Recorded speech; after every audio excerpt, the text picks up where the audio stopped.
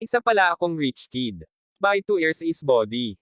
Maraming salamat sa pagtangkilik. Huwag kalimutang mag-comment, like and share. At kung hindi ka pa nakasubscribe sa aking channel, maanong pindutin ang subscribe button at pakihit na din ang notification bell para maging updated ka sa aking mga videos. The Secretly Rich Man. Kabanata 321. Ang susunod na utos ni Leopold White mula kay Gerald ay upang haburan ang iba pang 3 mga batang babae at isama sila. Malaya nilang ginamit ang kanyang pangalan, iniisip na magagawa nila ang anumang nais nila nang hindi harapin ang mga kahihinatnen. Ang pag-alala sa kanila ay ang paraan niya ng pagtuturo sa kanila ng isang aralin. Hindi pa niya balak iwan ang mga batang babae na may iwan doon. Si Leopold White, ang lalaking may puting buhok, ay isang natitirang bodyguard na nagtatrabaho sa ilalim ni Michael. Sa madaling salita, ang trabaho ni Leopold ay katulad ng kay Flynn na nagtatrabaho sa ilalim ni Zack. Dinala siya ni Michael dito mula sa Hong Kong. Darating din sila, GZ. Hindi maginhawa para sa akin na makilala ko sila dito kaya magpapahinga muna ako. Handa na ba ang pagsakay ko? Tanong ni Gerald kay Michael na nakaupo sa tabi ng driver. Ang pagsakay ay narito kahit anong sandali ngayon, G. Crawford. Aalis kami kaagad pagdating nito. Kakayanin ni Leopold ang natitira. Tigtas niyang may escort si Miss Milton at ang iba pa pabalik sa kanilang kolehiyo. Tulad ng sinabi niya na, isang limousine ang tumigil sa tabi nila. Pinahid ni Gerald ang pawis sa noo niya habang papasok sa limousine. Pagkatapos ay iniwan niya ang lugar kasama si Michael. Mas maaga nang matukoy nila ang kinalalagyan ng mga batang babae, sinabi ni Gerald kay Zack na bantayan ng mabuti ang Rye Group pati na rin ang pulisya. Kasunod nito, siya at si Michael ay nagmaneho kaagad sa lugar. Nakahinga ng maluwag si Gerald kaagad pagkumpirma niya na ligtas si Noemi. Pagkaalis ng 4 na batang babae sa hindi natapos na pabrika, tumingin sila kay Noemi. Si Yvonne, partikular, ay tumingin sa kanya ng mga mata na puno ng paghanga. Ano ang lahat ng iyon? Ikaw lang ba ang una nilang pinuntahan, Naomi? Ikaw ba ang tumawag sa kanila? Sa kanilang nakita at naranasan, parang makatarungang ipalagay na ang pangkat ng Nagel iligtas ay dumating lamang upang iligtas si Noemi. Pagbaba nila sa hagdan, ilang sandali silang natigilan ng mapagtanto kung gaano karaming mga tao ang nasangkot sa operasyon. Sa silong sa silid, hindi bababa sa 20 mukhang propesyonal na mga tanod ang naghintay kasama ang kanilang mga kamay sa likuran nila. Sa labas, mayroong hindi bababa sa 6 na mga kotseng Maybach. Mayroong kahit isang high-end na SUV. Kahit na si Cassandra ay medyo malakas, ilang Rolls-Royce lamang ang dumating upang kunin siya sa sandaling iyon. Sa pag-iisip sa likod, ang pangkat ng mga bodyguard ni Noemi ay tila mas kapansin-pansin kaysa sa kasalukuyan, lalo na ang puting buhok na kabataan na kumilos pareho ng malamig at malupit ng walang pag-aatubili. Pareho sina Felicity at Cassandra na tumingin ng nagtataka. Hindi ko rin alam. Wala akong ideya kung sino ang alinman sa mga ito. Hindi ako clueless tulad ng natitira sa iyo, sabi ni Noemi, tila labis na naguguluhan. Kung iyan ang kaso, sino ang nag-utos sa iyo upang iligtas kami, mister? Hindi mapigil ang itanong ni Cassandra. Gayunpaman, pinanatili ni Leopold ang kanyang walang emosyon na harapan. Ipinagpatuloy niya ang pag-akay sa kanila ng walang imak. Napagtanto na hindi siya sasagot, sinenyasan ni Cassandra si Noemi na subukang tanungin siya sa halip. Gusto naming pasalamatan ang taong nagsabi sa iyo na iligtas kami, mister. Mangyaring sabihin sa amin kung sino ito, pagsusumamo ni Noemi. Natatakot akong hindi ako makasunod, Miss Milton. Partikular na sinabi sa akin ng aking superior na huwag ibunyag ang kanyang totoong pagkatao. Kahit hindi sa iyo, magalang na sagot ni Leopold. Sa totoo lang, tuldok-tuldok, hindi kaya si Gerald. Pasigaw na sabi ni Yvonne. Gerald. Parehong natigilan sina Felicity at Cassandra. Hindi pa sumagi sa kanilang isipan ang pag-iisip. Pag-iisip pang muli, sinubukan nating lahat na tumawag para sa tulong ng mas maaga ngunit tanging si Noemi lamang ang nakakuha ng kanyang tawag. Hindi ba tinawag niya si Gerald? Nangangahulugan iyon na siya lamang ang magiging may kamalayan na una kaming nagkakaproblema. Sinusuri ang sitwasyon, tila ayaw tanggapin ni Yvonne ang kanyang sariling mungkahi. Ganon din ang nangyari kina Felicity at Cassandra. Sa totoo lang, ipagpalagay na si Gerald ang nagligtas sa atin, paano mo masasabi na nakuha niya ang maraming tao na iligtas sa atin? Ito ay hindi makatuwiran upang tapusin na siya ay nagligtas sa atin, sa palagay mo. Sabi ni Felicity. Kinakabahan na tumingin kay Cassandra kay Noemi matapos ang pagtatapos ng pangungusap ni Felicity. Tinanong niya saka, Naomi, sigurado ka ba na tinawagan mo si Gerald kanina? Siguro tumawag ka talaga ng iba. Mayroon bang ibang maimpluwensyang at makapangyarihang mga tao sa iyong pamilya? Siguro sa labas ng mga koneksyon. Nagpalitan sila ng tingin sa bawat isa sa pagkabalisa. Ito ay dahil kapwa pinansin ng pareho ni Cassandra at Felicity si Gerald. Kabanata 322. Gayunpaman kung totoong-totoo na si Gerald ay isang malakas at maimpluwensyang tao, mas gugustuhin nilang mamatay kaysa tanggapin ang katotohanang iyon. Naalala ni Cassandra ang oras ng labis na pagdurusa niya at hindi mapakali ng gabi nang matagpuan niya ang kanyang power bank sa kotse ni Flynn dati. Kinakabahan ako noon at ngayon na iniisip ko ito, hindi ako masyadong sigurado kung natawag ko na si Gerald. Gayunpaman, hindi may kakaila na ang unang contact number sa aking listahan ng contact ay sa kanya. Ang pangalawa ay ang pinsan ko na tinawag ko kaninang umaga. Kung pinag-uusapan natin ang tungkol sa mga koneksyon, maaaring siya iyon. Nagtatrabaho siya bilang isang vice-presidente para sa isang pang-internasyonal na negosyong pangkalakalan kaya tiyak na maraming mga tao ang kanyang makikilala, sabi ni Naomi, maingat sa kanyang mga sinabi. Lohikal na tunog iyon. Hindi sinasadyang matapat ng iyong daliri ang kanyang numero. Kasunod nito, dapat ay inayos ng pinsan mo ang pagsadyap. Ang ilan sa mga gwardya dito ay maaaring maging SWAT cops habang ang iba ay mukhang gangsters. Sinabi ni Cassandra sa isang malambing na boses sa kanila habang pinag-aaralan niya ang mga miyembro ng kanilang pangkat sa pagsadyap. Tama ba ang hula namin, Mister? Tanong ni Felicity kay Leopold.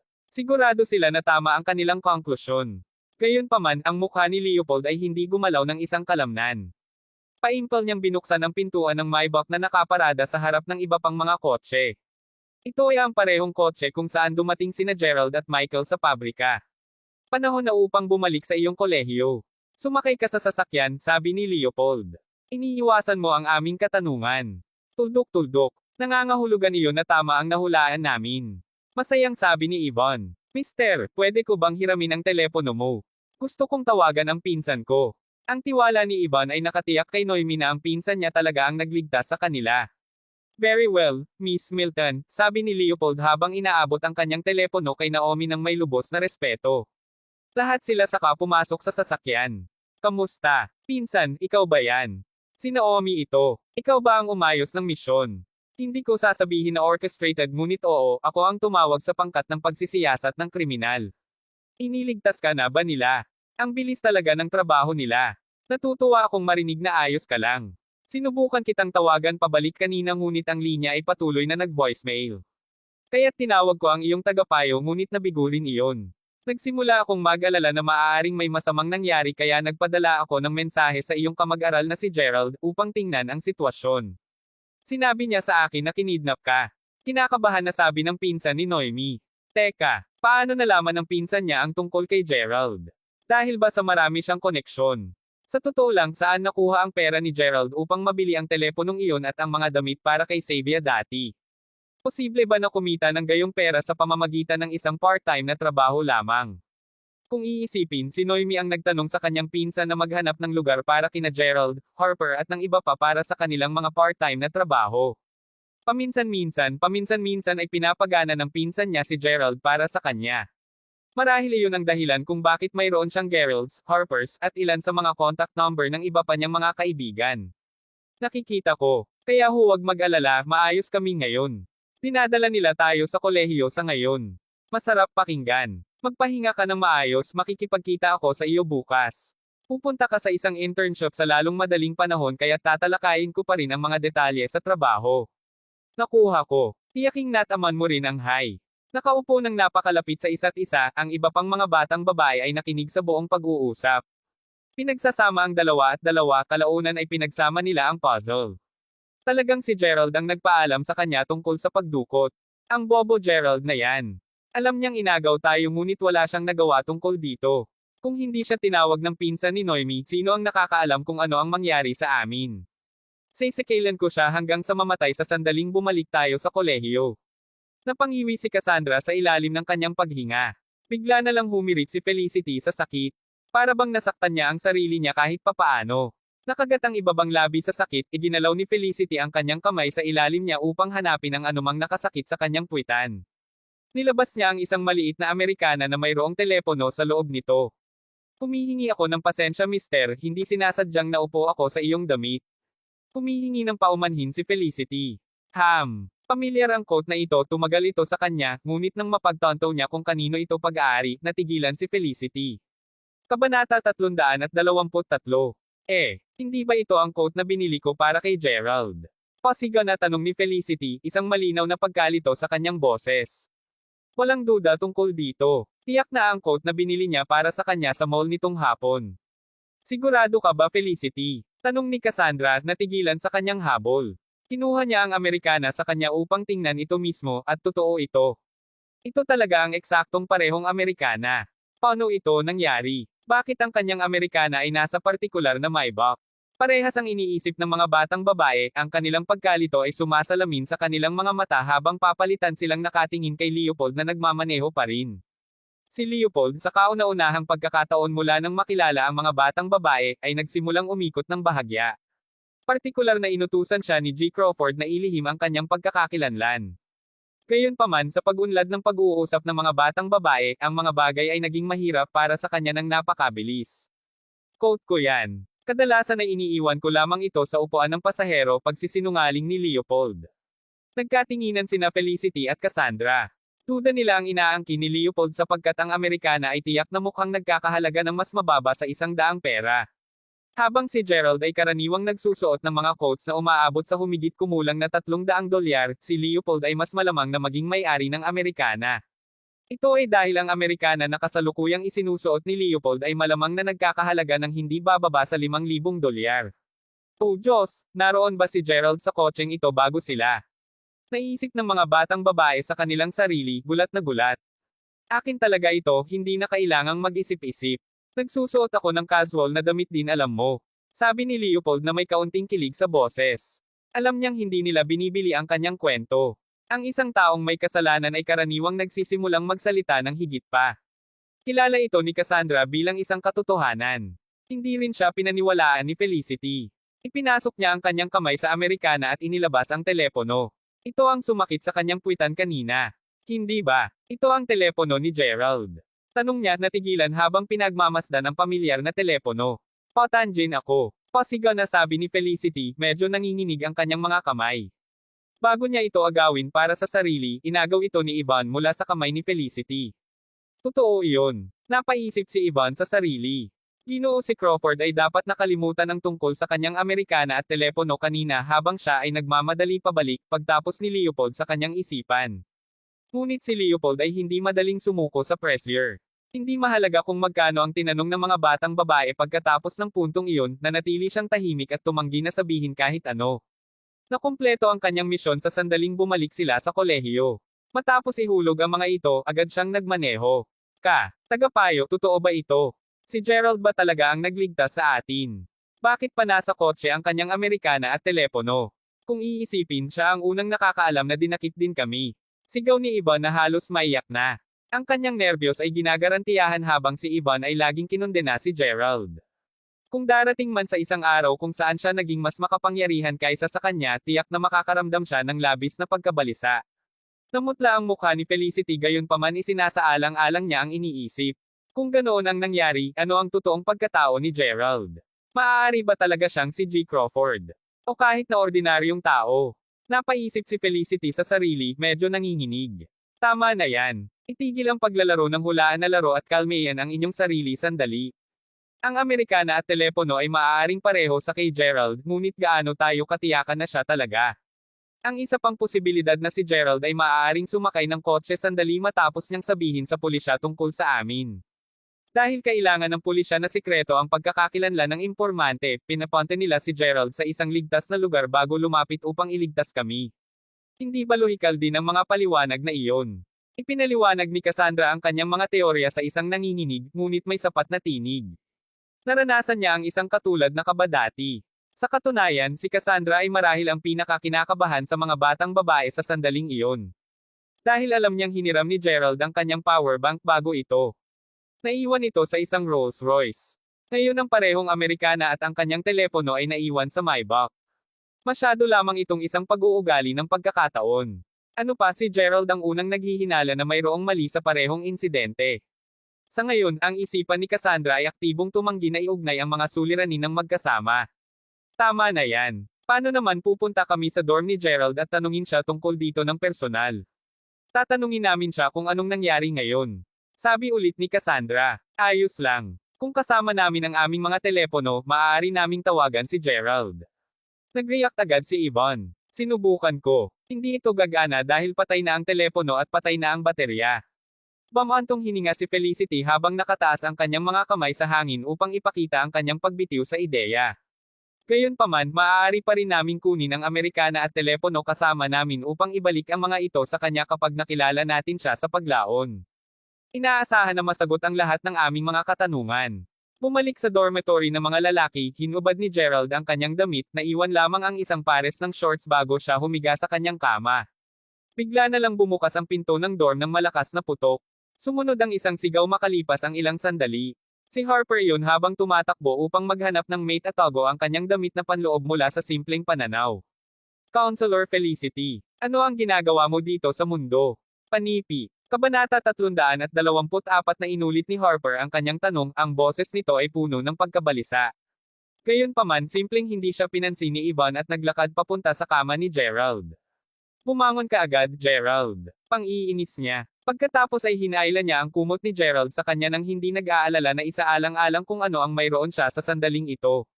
Kapag siya ay nasa malinaw na pagtingin, siya yank siya mula sa kama nang walang ingat. Anong ginagawa mo? Humikbi si Gerald habang gumagalaw ang kanyang mga kamay upang takpan ang kanyang crotch. Ang mga babaeng ito ay nakakatakot. Ngunit sa halip na sagutin ang kanyang katanungan, nagsimula lang si Yvonne na pag-uusisa ang kanyang mga gamit. Hindi masyadong kalayuan, ang magkabilang mga kamay nina Cassandra at Felicity ay nakakrus habang pinapanood ang eksenang naglalaro. Pasimpleng nagtago sa isang sulok si Noemi. Tagapayo, Felicity. Nahanap ko ang coat at phone niya rito. Sigaw ni Yvonne habang hinahawakan ang dalawang item para makita nila. Natulala lahat ng mga babae. Pareho ang iniisip ng lahat. Kaya hindi naman si Gerald ang lahat. Naramdaman nila ang paghuhugas sa kanila na para bang sila ay mga bilanggo na napalaya lamang makalipas ang maraming taon.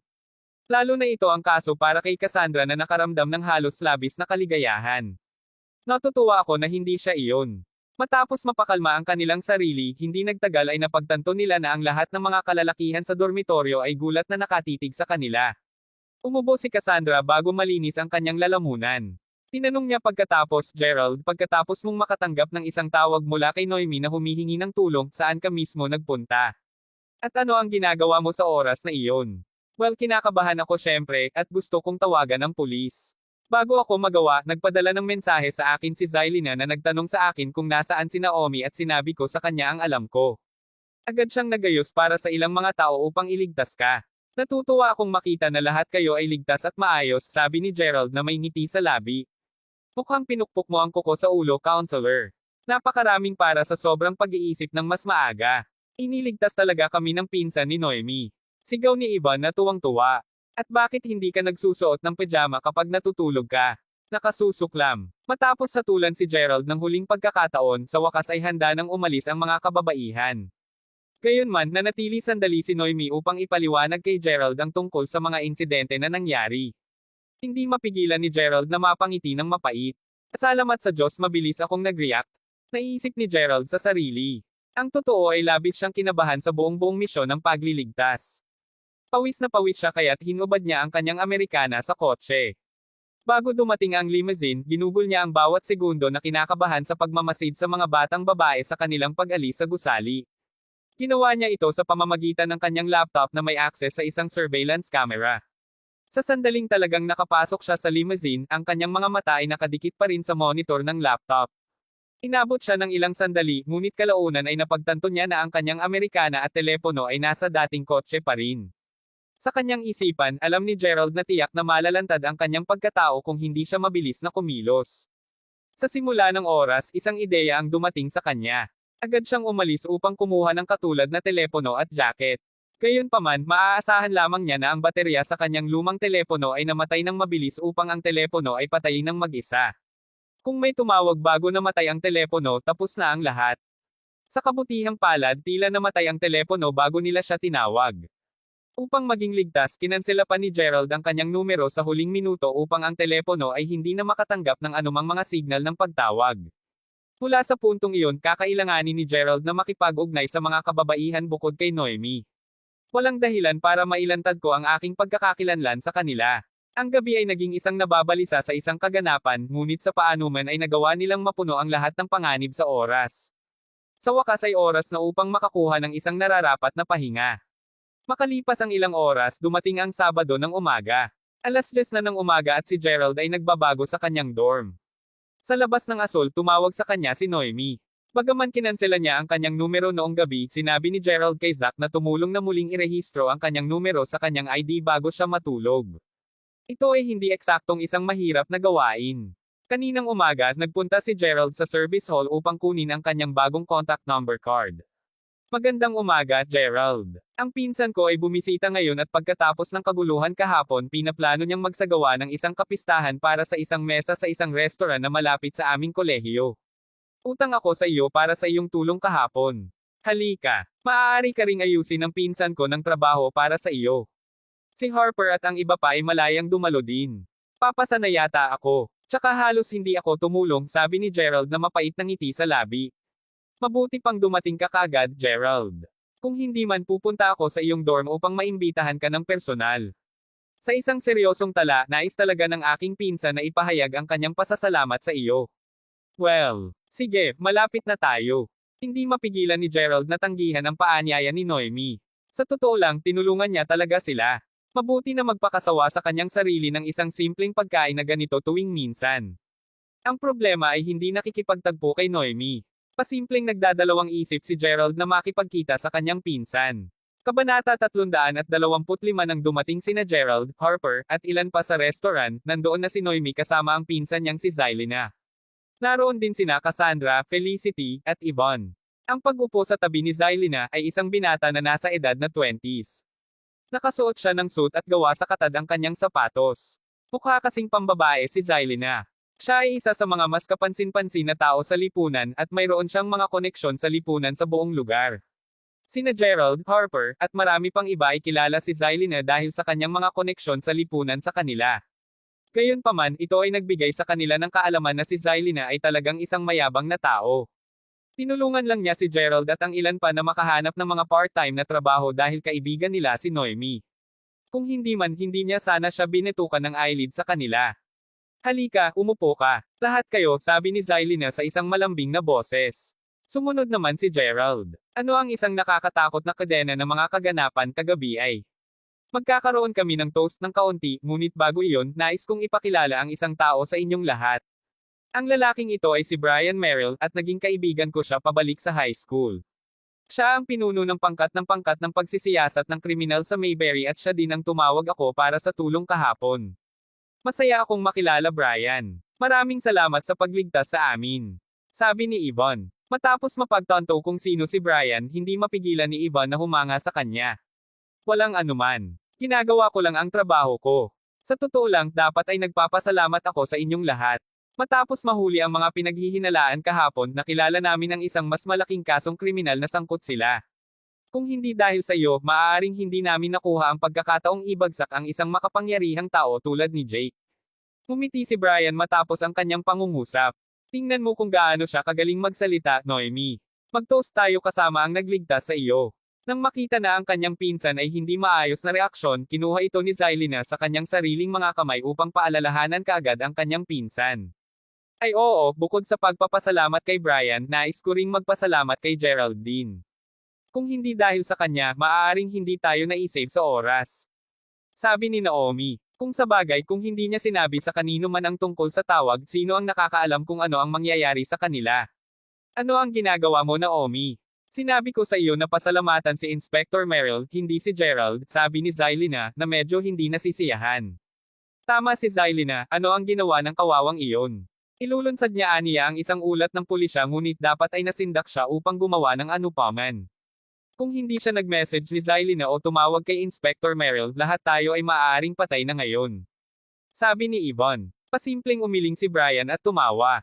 Well, sinabi. Kung may tatanggap ng aming pasasalamat, dapat sina Zylina at Inspector Merrill. Magkakaroon ako ng tsaa sa halip na alak, ngunit payagan akong mag-toast sa iyo. Dahil nabigo akong protektahan si Naomi at ang iba pa, iinom muna ako. Sabi ni Cassandra habang nakangiti. Malinaw na wala siyang pakialam kay Gerald man lang. Habang nangyayari ang lahat ng ito, naramdaman ni Noemi na may isang bagay na naka-off. Napagtanto niya na hindi talaga lumitaw si Brian sa buong kanilang misyon sa pagsadyap noong nakaraang araw. Sa isa pang tala, malinaw na mas malakas din si Leopold kaysa kay Brian sa mga tuntunin ng parehong aura at lakas. Tiyak na may mali. Bilang karagdagan sa iyon, naramdaman ni Naomi na medyo may sakit na marinig kung paano ang iba ay nagpatuloy sa pagbiro kay Gerald. Naomi, alam ko na medyo may magandang relasyon ka kay Gerald. Paano ito? Gagamitin ko ang aking mga koneksyon upang subukang maglanding trabaho sa kanya na may mga benepisyo. Isa na kasama ang endowment insurance, medical na seguro, kawalan ng trabaho ng insurance, insurance na may kinalaman sa pinsala na nauugnay sa trabaho, at maging ang insurance sa panganganak. Sabi ni Zylina, ayaw niyang masyadong mapahiya ang pinsan niya. Totoo ba yan, pinsan? Paano ang tungkol sa isang trabaho sa lahat ng mga nakaraang seguro pati na rin ang mga pondo sa pabahay? Tanong ni Noemi. Iyon ay magiging mahirap. Ang mga natitirang kumpanya lamang ang nagbibigay sa kanilang mga empleyado ng mga pondo ng pabahay sa mga panahong ito. Kasama kay Gerald, maaaring medyo mahirap na ayusin ang gayong kumpanya upang dalhin siya. Gayunpaman, susubukan ko ang aking makakaya. Sabi ni Zylina bago umubo ng bahagya. Ito ay lubos na halata na siya ay hindi direktang sinasabi na Gerald ay malinaw na hindi gaanong kaya. Tama si Zylina. Kung mapunta si Gerald sa isang natitirang kumpanya, marahil ay magiging hadlang lamang siya sa ibang mga empleyado. Sinabi ni Ivan na hindi sinala ang kanyang mga salita. Totoo yan. Ang pinakamahusay na magagawa niya ay ang gawaing papel o maging isang trabahador sa opisina na binigyan ng kanyang karakter. Wala talaga siyang magagawa pa at kahit ang tagapayo ay sasang-ayon, sabi ni Felicity habang umiling, isang mapait na ngiti sa mukha nito. Naramdaman ni Gerald na kumukulo ang dugo niya nang marinig ang lahat ng mga panlalait.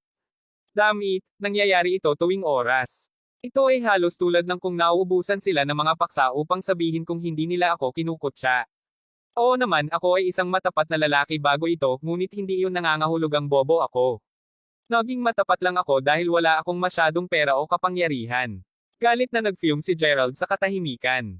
Sa sandaling iyon tumunog ang kanyang telepono. Sinulyapan ito upang makita kung sino ang tumatawag, nakita niya na kapatid niya iyon. Tumayo siya saka lumayo sa kanila bago pumili.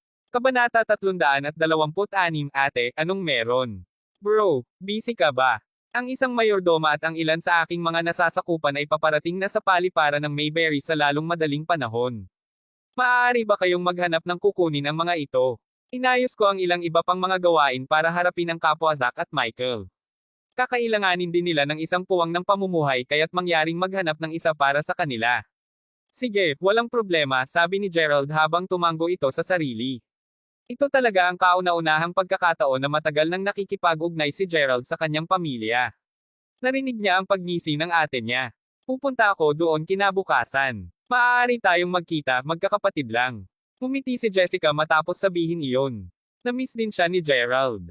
Matapos makipag-usap ng kaunti, sa wakas ay tumambay si Gerald. Dahil parehong busy sina Zack at Michael, mas makabubuting hindi sila abalahin ni Gerald. Sino ako maaaring magtalaga ng gawain? Napakamot siya sa likod ng kanyang ulo habang iniisip. Makalipas ang ilang sandali, nagpasya siyang umalis na lamang sa restaurant dahil nandyan pa rin sina Felicity at ang iba pa. Napagpasyahan niya na mas makabubuting kunin na lang natin sila dahil sila ang mayordoma ng kanyang kapatid. Nodding sa sarili, muling pumasok sa restaurant at sinabi kay Noemi na busy siya kaya diretso siyang umalis. Tila medyo abala si Gerald. Sarkastikong sabi ni Zylina. Malugod kung inanyayahan ka na kumain ngayon at inaangkin mong abala ka.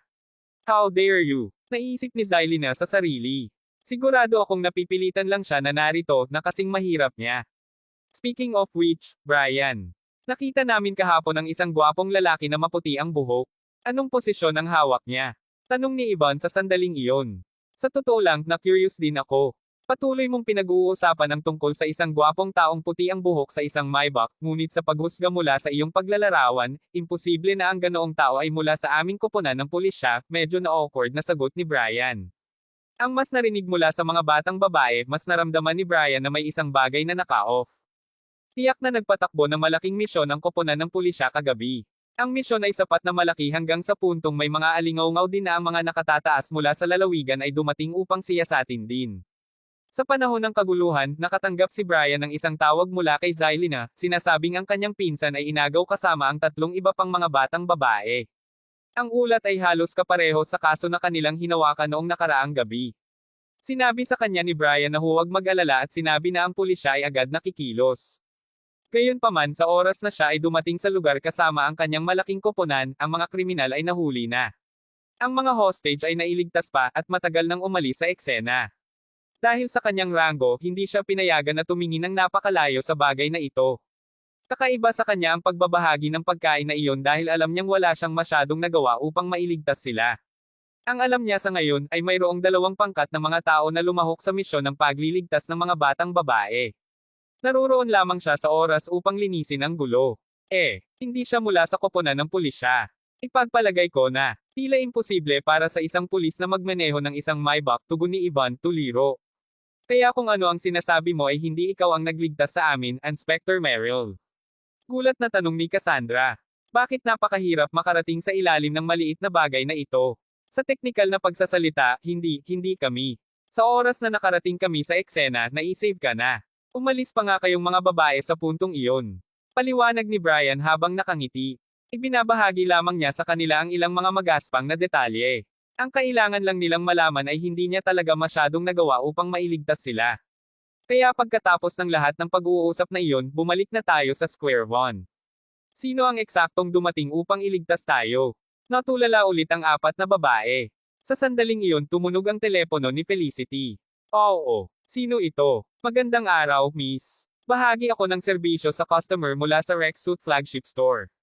Pumili ka ng suit sa amin kahapon. Gayunpaman ang iyong kasintahan ay dumating kagabi upang bumili ng isa pa sa eksaktong parehong suit.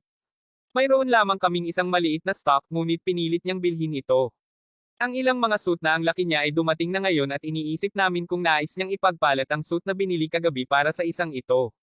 Tinatawagan ka namin dahil nagmamadali siya kagabi, hindi namin makuha ang kanyang impormasyon sa pakikipag-ugnay. Boyfriend. Ang ibig mong sabihin Gerald.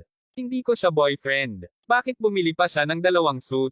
Pasiga na tanong ni Ivan, lubos na naguluhan. Narinig din ni Cassandra ang usapan at pantay na gulat. Nangangahulugan iyon. Ang suit na nakita namin sa silid ni Gerald kahapon ay hindi ang binili para sa kanya ni Felicity.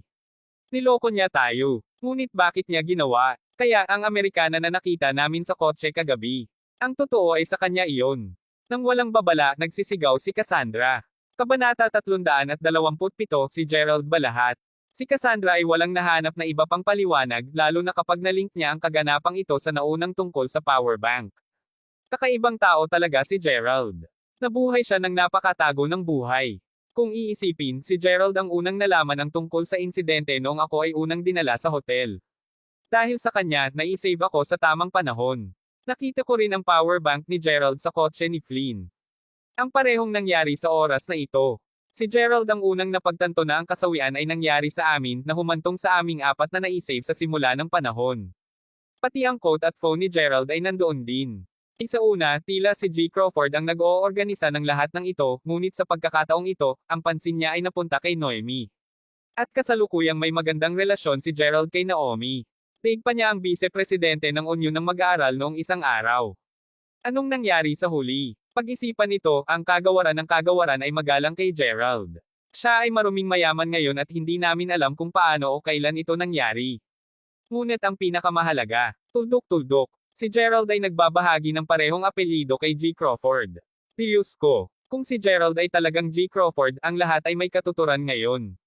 Namutla ang mukha ni Cassandra nang matapos ang atake ng saloobin. Kahit na si Felicity at ang iba pa ay nakakakuha ng parehong konklusyon. Naiwan silang ganap na namangha. Si Gerald ba talaga si G. Crawford?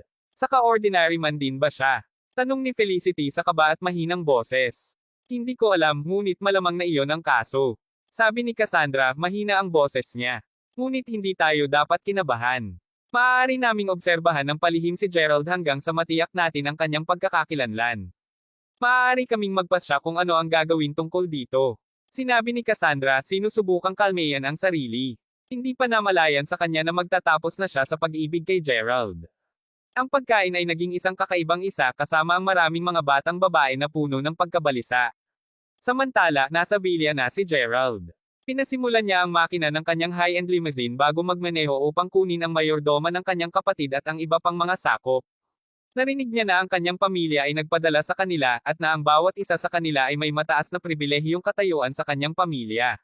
Hindi pa nagsakay ng eroplano si Gerald noon kaya't hindi niya alam kung ano ang hitsura ng isang gate ng pagdating sa paliparan. Kailangan ba niyang mag-sign up at maghintay sa gate ng pagdating? Ipinaroda niya ang limousine sa labas lamang ng gate ng pagdating. Hindi niya talaga mai-park ang kanyang limousine kahit saan pa. Nagpadala siya ng isang mensahe sa mayordoma sa pamamagitan ng contact number na ibinigay sa kanya ng kanyang kapatid. Naglalaman ito ng numero ng plaka ng kotse. Hindi masyadong nagtagal, nagsimulang magsisi si Gerald doon sa paradahan. Maraming mga kabataan, lalo na ang mga batang babae, ay gumagawa ng kanyang limousine. Ang ilan ay kumuha pa ng mga litrato ng pangkat kasama nito. Nakaupo sa kanyang kotse, naramdaman ni Gerald na labis na hindi mapalagay at alanganin. Habang nangyayari ito, isang pangkat ng 4 ang lumakad sa mga pintuang pagdating. Hindi mo sinabi na magpapadala si G. Crawford ng isang tao na susando sa amin. Nasaan na siya? Tanong ng isang babaeng boses. Isang mabait na matandang may puting buhok ang nanguna. Kasunod sa likuran ay isang bata at buhay na batang babae na tila 18 o 19 na edad. Kahit nasa likod ay isang pares ng kambal. Ang magkapatid ay tila nasa edad 30 at pareho silang nagsusuot ng suit. Gayunpaman kahit na hindi ganap na nabura ang katotohanan pareho silang mukhang malakas at mabangis. Ang dalawa ay tila kumilos bilang mga tanod para sa lolo at sa kanyang apong babae. Oo, magpapadala si G. Crawford ng isang tao dito upang kunin kami. Ngayon ko lang natanggap ang plate number ng sasakyan. Drake, Tyson, tingnan mo kung narito ang pagsakay natin. Kagad, G. Kendall. Ang dalawang bantay pagkatapos ay nagsimulang tumingin sa paligid. Lolo, nagsagawa ako ng pagsasaliksik at tila ang pagkain dito ay mas espesyal. Tama ba kung susubukan ko ang ilan para sa aking sarili sa paglaon? Tanong ng dalaga. Mas lumitaw siya sa makulit na panig habang nakikiusap siya sa kanyang lolo.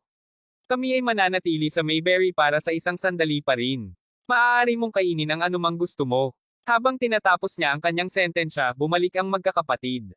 Natagpuan nila ang limousine. Nang makarating sila doon, nandoon si Gerald na naghihintay sa kanila. Nang lalabas na sana si Gerald sa sasakyan upang magpakilala, narinig niya ang pagsasalita ng dalaga. Sabihin mo lolo, napakagwapo ba ni G. Crawford? Si Miss Crawford ay isang kaakit-akit na ginang, siguradong gwapo siya sa ganda. Narinig iyon, medyo nahihiya si Gerald na magpakilala. Kabanata 328, Ginoo. Si Crawford talaga, sobrang gwapo. Gayunpaman, hindi mo dapat sabihin ang ganoong kalokohan kapag nakilala mo si G. Crawford mamaya, Dorothy. Kontrolin din ang iyong pagiging pantal. Maaaring sambahin at sirain ka ni Miss Crawford, ngunit paano kung hindi mo sinasadya na magalit siya sa iyo? Baka hindi kita matulungan nun. Alam mo kung gaano kalaki ang ulo mo. Ayos lang. Alam mo, tinanong ko ang paligid at nalaman na kahit na si G. Crawford ay isang taong nakalaan, siya ay isang masamang tao sa loob. Mukha siyang maraming asawa. Inilabas ng dalaga ang dila nito bago ngumisi. Ang songgit mong babae. Sinasampal kita kung sinabi mo ulit. Saan mo narinig iyon? Totoo iyon. Halos lahat ng mga kabataan na naninirahan sa North Bay ay pinag-uusapan ito. Narinig ko rin na siya ay isang promiscuous na lalaki na nagbuntis dito. Sinasabing ang sinumang makasakit sa kanya ay mabubuntis kaya't takot ako sa kanya. Sabi ni Dorothy habang tinatapik ang tiyan. Nakikita ko na ang mga batang ignorante ay talagang tapos na. Paano nila ikinalat ang mga walang batayang chismis tungkol kay G. Crawford? Tunay na mapanghimagsik. Dorothy, sinabi sa akin ni Miss Crawford na si G. Crawford ay isang napakabait na tao. Ang mga batang iyon ay napapaniwala lamang ng mga kumakalat na chismis. Kalokohan, lahat ng ito. Mabuti na lang huminto ka sa pakikipag-usap sa kanila. Si Miss Crawford ang kanyang nakatatandang kapatid na babae. Papuri siya kahit anong gawin niya. Tama na iyong maliikot na babae. Manahimik ka. Labis na galit na sinabi ni G. Kendall. Noon nila napansin na nakatayo si Gerald sa likuran nila, na mula ang mukha niya. Tahimik na siyang lumabas ng limousine at paikot-ikot nito habang nag-uusap sila. Tiyak na hindi niya maipakilala ang kanyang sarili ngayon matapos marinig ang lahat ng sinabi niya. Paano at saan nagmula ang mga alingaungaw na ito? Ah, magandang araw kapatid. Humihingi ako ng paumanhin, ang aking apo dito ay hindi masyadong nalalaman tungkol kay G. Crawford. Huwag mag-alala, wala siyang tunay na hangarin na kondenahin si G. Crawford. Maaari kang maging tsuper ni G. Crawford. Tanong ni G. Kendall habang nakangiti. Alam ng mayordoma na siya ay nasa ilalim ni G. Crawford at dahil si G. Crawford ay ang tagapagmana ng Crawfords, ang kanyang katayuan ay tiyak na mas mataas kaysa kay Jessica. Kahit na siya ay isang driver lamang ni G. Crawford, ang kanyang katayuan ay tiyak na hindi isang maliit. Sa sobrang lakas ng pagsasalita ni Dorothy, walang alinlangan na narinig ng tsuper ang bawat salita nito. Nakalulungkot, napakaraming tao sa pamilya ang nagtsismisan tungkol sa kanya. Ang ilan ay inaangkin na siya ay isang mapagpakumbaba at nakalaan na tao. Ang iba naman ay nagbahagi ng mga kwentong siya ay sa halip, isang promiscuous na tao. Habang maraming nandoon upang purihin siya, marami pang iba ang may sapat na katapangan upang bagyan siya. Hindi maiwasang maging sismosa siya ng walang katapusan, lalo na't siya ang magiging tagapagmana ng makapangyarihang Crawfords. Hindi, ako, maagang natapos ni Gerald ang kanyang pangungusap, isang malambing na ngiti sa kanyang mukha. Narinig nga ni Gerald ang lahat ng sinabi ni Dorothy, at hindi niya maipakita ang kanyang sarili upang ibunyag ang kanyang totoong pagkatao. Inaangkin ng mga tao na binubuntes ko ang mga kababaihan na nasaktan sa akin. Na para bang magagawa ko iyon? Kung iyon ang kaso, kung gayon ang lahat ng mga kababaihan sa Mayberry University ay mabubuntis na dahil lahat sila ay patuloy na kinukutsa ako. Ang mga bagay ay tiyak na magiging mahirap kung sasabihin niya sa kanila kung sino talaga siya sa puntong ito. Habang iniisip niya sa sarili, sumigaw ang dalagita, mabuti. Dahil driver ka niya, dapat pamilyar ka sa lugar na ito. Dalhin mo ako sa isang lugar na naghahain ng espesyal na pagkain sa Mayberry. Dahil kanina ka pa narito, dapat mong tiyak na malaman kung saan ang pinakamagandang pagkain, tama ba? Tuwang-tuwa na tanong ni Dorothy. Siyempre, sa totoo lang hindi talaga natamasa ni Gerald ang anuman sa mga espesyal na pagkain sa Mayberry. Tiyak na hindi niya kayang bayaran ang alinman sa mga pagkain dito sa nakaraan. Tumawa si Dorothy sa glee. Tapos ayos na. Dalhin mo ako ngayon. Sumigaw siya. Tama na, Dorothy. Tigilan na ang pag-arte ng walang kadali. Kung dadalhin ka ng driver ng pangangaso ng pagkain, sino ang magmo-drive ng kotse? Sinabi ni G. Kendall, isang bagsak na ngiti sa kanyang mukha. Manalo ka. Kasama na sina Drake at Tyson, lolo. Ang tagal kong inaabangan ang araw na ito. Mangyaring hayaan ang driver na samahan ako. Pretuhin ko ngayon. Mangyaring sumang-ayon sana. Kung hindi mo sasabihin ko kay G. Crawford ang bawat solong bulong-bulungan na narinig ko tungkol sa kanya sa sandaling magkita kami. Tapos sasabihin ko sa kanya na mabuntis din ako. Manalo. Sigaw ni Dorothy. Bamaantong hininga si G. Kendall. Ang kanyang apo na babae ay hindi mapigilan. Umiling siya, ngumiti siya habang sinasabi, sumuko ako. Little kapatid, paano ito? Dapat ay makahanap tayo ng Wayfair Mountain Entertainment mula sa kinalalagyan natin ngayon. Pupunta kami sa aming sarili. Samantala, maaari mo bang samahan ang aking apo at dalhin siya sa isang lugar na masaya? Ipapaliwanag ko ang sitwasyon kay G. Crawford ng personal mamaya. Kaya ko yan, sabi ni Gerald habang kinakamot ang likod ng kanyang ulo. Bamaantong hininga siya sa loob. Noong una, nais niyang makipagtagpo ng maayos sa mga tao mula sa kanyang pamilya. Sa kasamaang palad, hindi iyon mangyayari, nakikita kung gaano kahirap ang kanyang reputasyon at imahe sa kanila. Sinasabi mo na makikilala mo ako, ngunit ilalabas ko si Dorothy sa pangangaso ng pagkain. Sino ang eksaktong makakasalubong mo?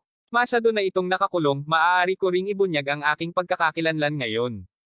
Sa totoo lang G. Kendall, ako siya ito.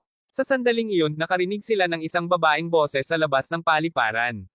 Ito ay tulad ng boses ng isang tao na sa wakas ay natagpuan ang isang tao na hinahanap nila pagkatapos ng mahabang pagsubok. Ara, sino iyon? Manalo ka. G. Rai. Siya ang pumalo sa akin ni Aiden. Siya ang dahilan kung bakit ako pinapasok sa ospital. Sinabi mong maghihiganti ka para sa akin pagkatapos mong bumalik sa aming bayan. Narito siya ngayon. Sigaw ni Liara na tuwang-tuwa, ang kanyang mga mata ay halos namumula at dugo. Sa likuran niya ay isang pangkat na mga nababagay na bodyguard. Mayroong maraming marangyang itim na mga kotse ng Mercedes-Benz na nakapark din sa pagbubukas ng exit.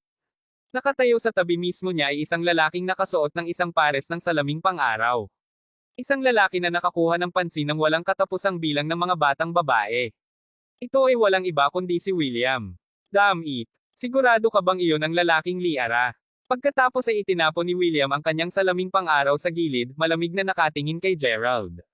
Kabanata 329, palibutan ng mga ito ng sabay-sabay. Habang tumahol si William sa kanyang order at winigiwi ang kanyang kamay, 10 tanod ang agad na sumugod sa kanila. Si Gerald at ang 4 na iba pa ay napalibutan na.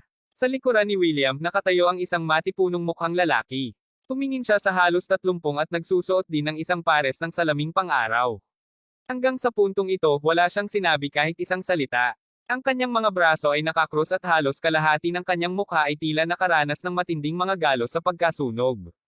Siya ay tumingin sa halip na kakahiya upang maging matapat at siya ay lumitaw na maging personal na bodyguard ni William. Manalo ka. Ang mga kaaway ay laging nakasalalay na magkita muli. Ilang araw lang ang nakakaraan kaya sigurado akong hindi mo pa nakikita ang pagdating nito. Sigaw ni Liara habang nakakapit sa braso ni William at dahan-daang nagsimulang maglakad papunta sa kanila. Ang kanyang mga mata ay napuno ng galit at kung ang isang tao ay maaaring pumatay ng isang tao na may malamig na mga titig, tiyak na patay na si Gerald ngayon. Si Liara para sa isa ay nais na totoo iyon. Nais niyang pahirapan at patayin si Gerald gamit ang kanyang sariling mga kamay. Mula sa isang murang edad siya ay nasira na bulok ng lahat sa kanyang paligid. Ni hindi pa siya natatamaan dati. Ito ay naging isang maputok na suntok sa kanyang pagmamataas nang siya ay binugbog sa harap ng iba pa noong isang araw. Siya ay masyadong nahihiya upang sabihin sa iba tungkol dito ngunit nawala sa kanya ang kontrol sa kanyang pantog sa restaurant noong isang araw at basa ang sarili. Ito ay lampas sa kahihiyan para sa kanya at ang lahat ay dahil sa bastard na ito. Kaya binugbog mo ang babae ko, ha? Ikaw ay bastard. Sisiguraduhin kung harapin mo ang mga kahihinatnan ngayon. Basagin mo muna ang mga paa at kamay niya. Masisira natin ang natitirang pamilya niya sa paglaon. Utos ni William. Matapos ang nangyari noong isang araw, bumalik si William sa M-Country upang makapagpahinga sa loob ng ilang araw. Gayunpaman, natagpuan niya ang kanyang sarili na nagmamadali pabalik sa Mayberry matapos marinig na ang kanyang kasintahan ay binugbog. Para sa mga naglakas loob na mapahamak si William, ang parusahon lamang ang nag-iisa ay isang pagpapala. Kadalasan, titiyakin ni William na ang buong linya ng pamilya ng nagkasala ay nagdurusa rin. Sa paningin ni William, ang pamilya ni Gerald ay hindi pagagamutin ng iba. Kaagad pagkatapos ng kanyang utos, sumugod ang dalawang tanod at tinangka na hawakan ang balikat ni Gerald. Bago pa nila ito magawa, naramdaman ni Gerald ang isang bugzo ng hangin sa likuran niya. Sa isang segundo ng split, ang dalawang tanod ay itinapon sa lupa ng madali tulad ng dalawang sako ng patatas. Si Drake at Tyson ay nakatayo sa likuran ni Gerald sa buong oras na ito at ngayon ay kapwa sila umusad. Napakabilis ng kanilang kilos na halos hindi napansin ni Gerald na gumalaw sila upang itulak ang mga gwardya. Paimpal na ngumiti si G. Kendall habang pinapanood ang eksenang naglalaro sa harap niya. Napatingin siya kay Gerald at bamaantong hininga. Little kapatid, ito ba ang iyong mga kaaway? Tumango si Gerald, may ngiting namumuo sa mukha niya. Oo, mayroon kaming ilang mga salungatan bago, sinabi niya bago nagsimulang tumawa. Hindi na siya natatakot kina William at Liara. Ang iyong mga kaaway ay mga kaaway ni G. Crawford at ang kanyang mga kaaway ay atin. Drake, Tyson, iiwan namin sila sa iyo, sabi ni G. Kendall habang nakangiti habang tumango. Si Dorothy ay nakatayo sa tabi ni G. Kendall at ngumiti rin siya. Ay, isang tretuhin. Napakalipas ng mahabang panahon mula nang hindi ko nakita sina Drake at Tyson na nakikipag-away. Sigaw ni Dorothy na tuwang-tuwa. Pareho silang mukhang malakas, sabi ni Gerald habang pinagmamasdan ang kanilang mga paninindigan sa martial arts. Hindi niya maiwasang masiyahan na mayroon siyang mga napakalakas na bodyguard sa ilalim niya.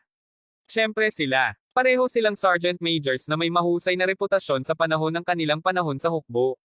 Alam mo kung sasabihin mo ang pangalan ni Drake sa mga gangsters na naninirahan sa ibang bansa, magsisimula silang manginig sa takot. Sabi ni Dorothy na smugly. Pareho silang may utang sa mga Crawfords. Pagkaalis nila sa hukbo, nagsumikap sila para sa kanila. Tulad ng iniutos sa kanila ng master na iwanan si Miss Crawford, makikinig lang sila kay G. Crawford mula ngayon. Paliwanag ni G. Kendall. Nanlaki ang mga mata ni Gerald. Kaya maliwanag na ang kanyang pamilya ay nagpadala ng 2 sergeant majors upang maging kanyang mga tanod. Nauna niyang naisip na kapwa Flynn at Leopold ay may kakaibang kakayahan na. Nagulat ito sa kanya nang makita na ang parehong Drake at Tyson ay mas malakas kaysa sa kanila. Ang kanilang mga ekspresyon ay bahagyang nagbago kahit kanino at kung ilan ang kalaban nila. Ang bawat suntok at sipa ay kinakalkula at maaari nilang hampasin ng madali ang mga mahina laban sa kalaban. Sa isang iglap lang ng mata, lahat ng mga bodyguard ni William ay nakalatag sa lupa. Ano? Habang sina William at Liara ay smug sa simula, nawalan sila ng mga salita ngayon. Ang dalawang ito ay orihinal na bodyguard ng tatay. Sila ay bihasang mga propesyonal, iyon ang sigurado naisip ni Gerald sa kanyang sarili na may pagkamangha. Kabanata 330 tumagal ng mas mababa sa 10 segundo para tuluyang mailabas ng kambal ang 10 gwardya. Paano ito naging posible? Kaya't napagpasyahan mong guluhin ang mga Crawfords. Kulang ka sa bait, anak. Talunin natin ang ilang mga kahulugan sa iyo. Sabi ng kambal na magkasabay habang naglalakad palapit kay William, malamig na mga ngiti sa kanilang mga mukha. Damn it! Carl, kunin sila. Siguraduhin na hindi sila makatayo pagkatapos mong gawin sa kanila. Nagulat si William. Sa una, naisip niya na ang paghihiganti para sa kanyang babae ay magiging isang madaling gawain. Ang kailangan lang niyang gawin ay mapintasan ng kanyang mga bantay si Gerald. Hindi niya akalain na magkakaroon ng dalubhasang mga bodyguard si Gerald. Napilitan siya ngayon na mag-order ng kanyang trump card upang makagalaw. Si Carl ang tanod na nakatayo sa likuran ni William sa lahat ng oras na ito. Kahit na mukhang nakasisindak siya sa lahat ng matinding scar sa mukha niya, nagsimula siyang manginig nang makita niya si Drake at Tyson na papalapit. Hindi ito dahil sa takot, ngunit isang kakaibang damdamin sa kanyang puso na hindi niya mapigilan. Tumayo siya sa harap ni William. Maaari mo akong patayin, ngunit mangyaring hayaang umalis si Jirai na hindi nasaktan, mahinahon na sinabi ni Carl. Sandaling tumigil sina Drake at Tyson sa pagsulong ng sandali at nagkatinginan bago muling itinoon ang tingin kay Carl. Damn it! Hindi kita hiniling na ibigay mo ang iyong sarili upang mamatay. Talunin mo na sila, ikaw ay nakatatakot na tao. Gaano ka manggahas na suwayan ako? Sa sandaling iyon, narinig ang isang malakas na malakas. Direktang sinuntok ni William sa pisngi si Carl. Hindi pa naglakas loob si Carl na umiwas at ang kanto ng kanyang labi ay nagsimulang dumyugo. Sayang ang puwang. Walang silbi. Sigaw ni Liara bago niya sinampal sa kabilang pisngi si Carl. Ang kulit mo. Inutusan ka namin na ipaghiganti kami, huwag takpan para sa amin upang makatakas kami. Patuloy na galit si Liara sa kanyang isipan. Right, Miss Liara, mangyaring umalis ka agad. I am no match for them, kalmadong sabi ulit ni Carl. Fuck yeah. Hindi mo ba malakas ang iyong sarili? Sayang talaga na itatabi ka ni tatay sa amin. Kapag bumalik kami, magsisimula ka ng magdala ng dustbin sa paligid mo araw-araw at saan ka man pumunta. Hindi kailanman napag-isipan kay William na si Carl ay madaling susuko ang kanyang sarili. Medyo kinakabahan na siya ngayon. Pagkatapos ay tinuro niya si Gerald at ang iba pa. Hoy B****, hindi ako handa ngayon. Kung ikaw ay sapat na nakabold, gumawa tayo ng appointment. Makikipagkumpetensya tayo sa isa't isa pagkatapos. Napansin ni William na parami ng parami ang mga tao sa paligid nila. Alam niya na siya ay mabubugbog o mapapahiya kung magpapatuloy siyang manatili dito ng mas matagal. Napansin ni Gerald na nakatingin sa kanya si G. Kendall. Alam ni Gerald na nangangahulugan ito na siya ang magpapasya. Sa pag-iisip tungkol dito, naintindihan niya ang proseso ng pag-iisip ni G. Kendall. Dahil siya ay dapat na driver ni G. Crawford kung nagkaka-problema siya, ganoon din si G. Crawford.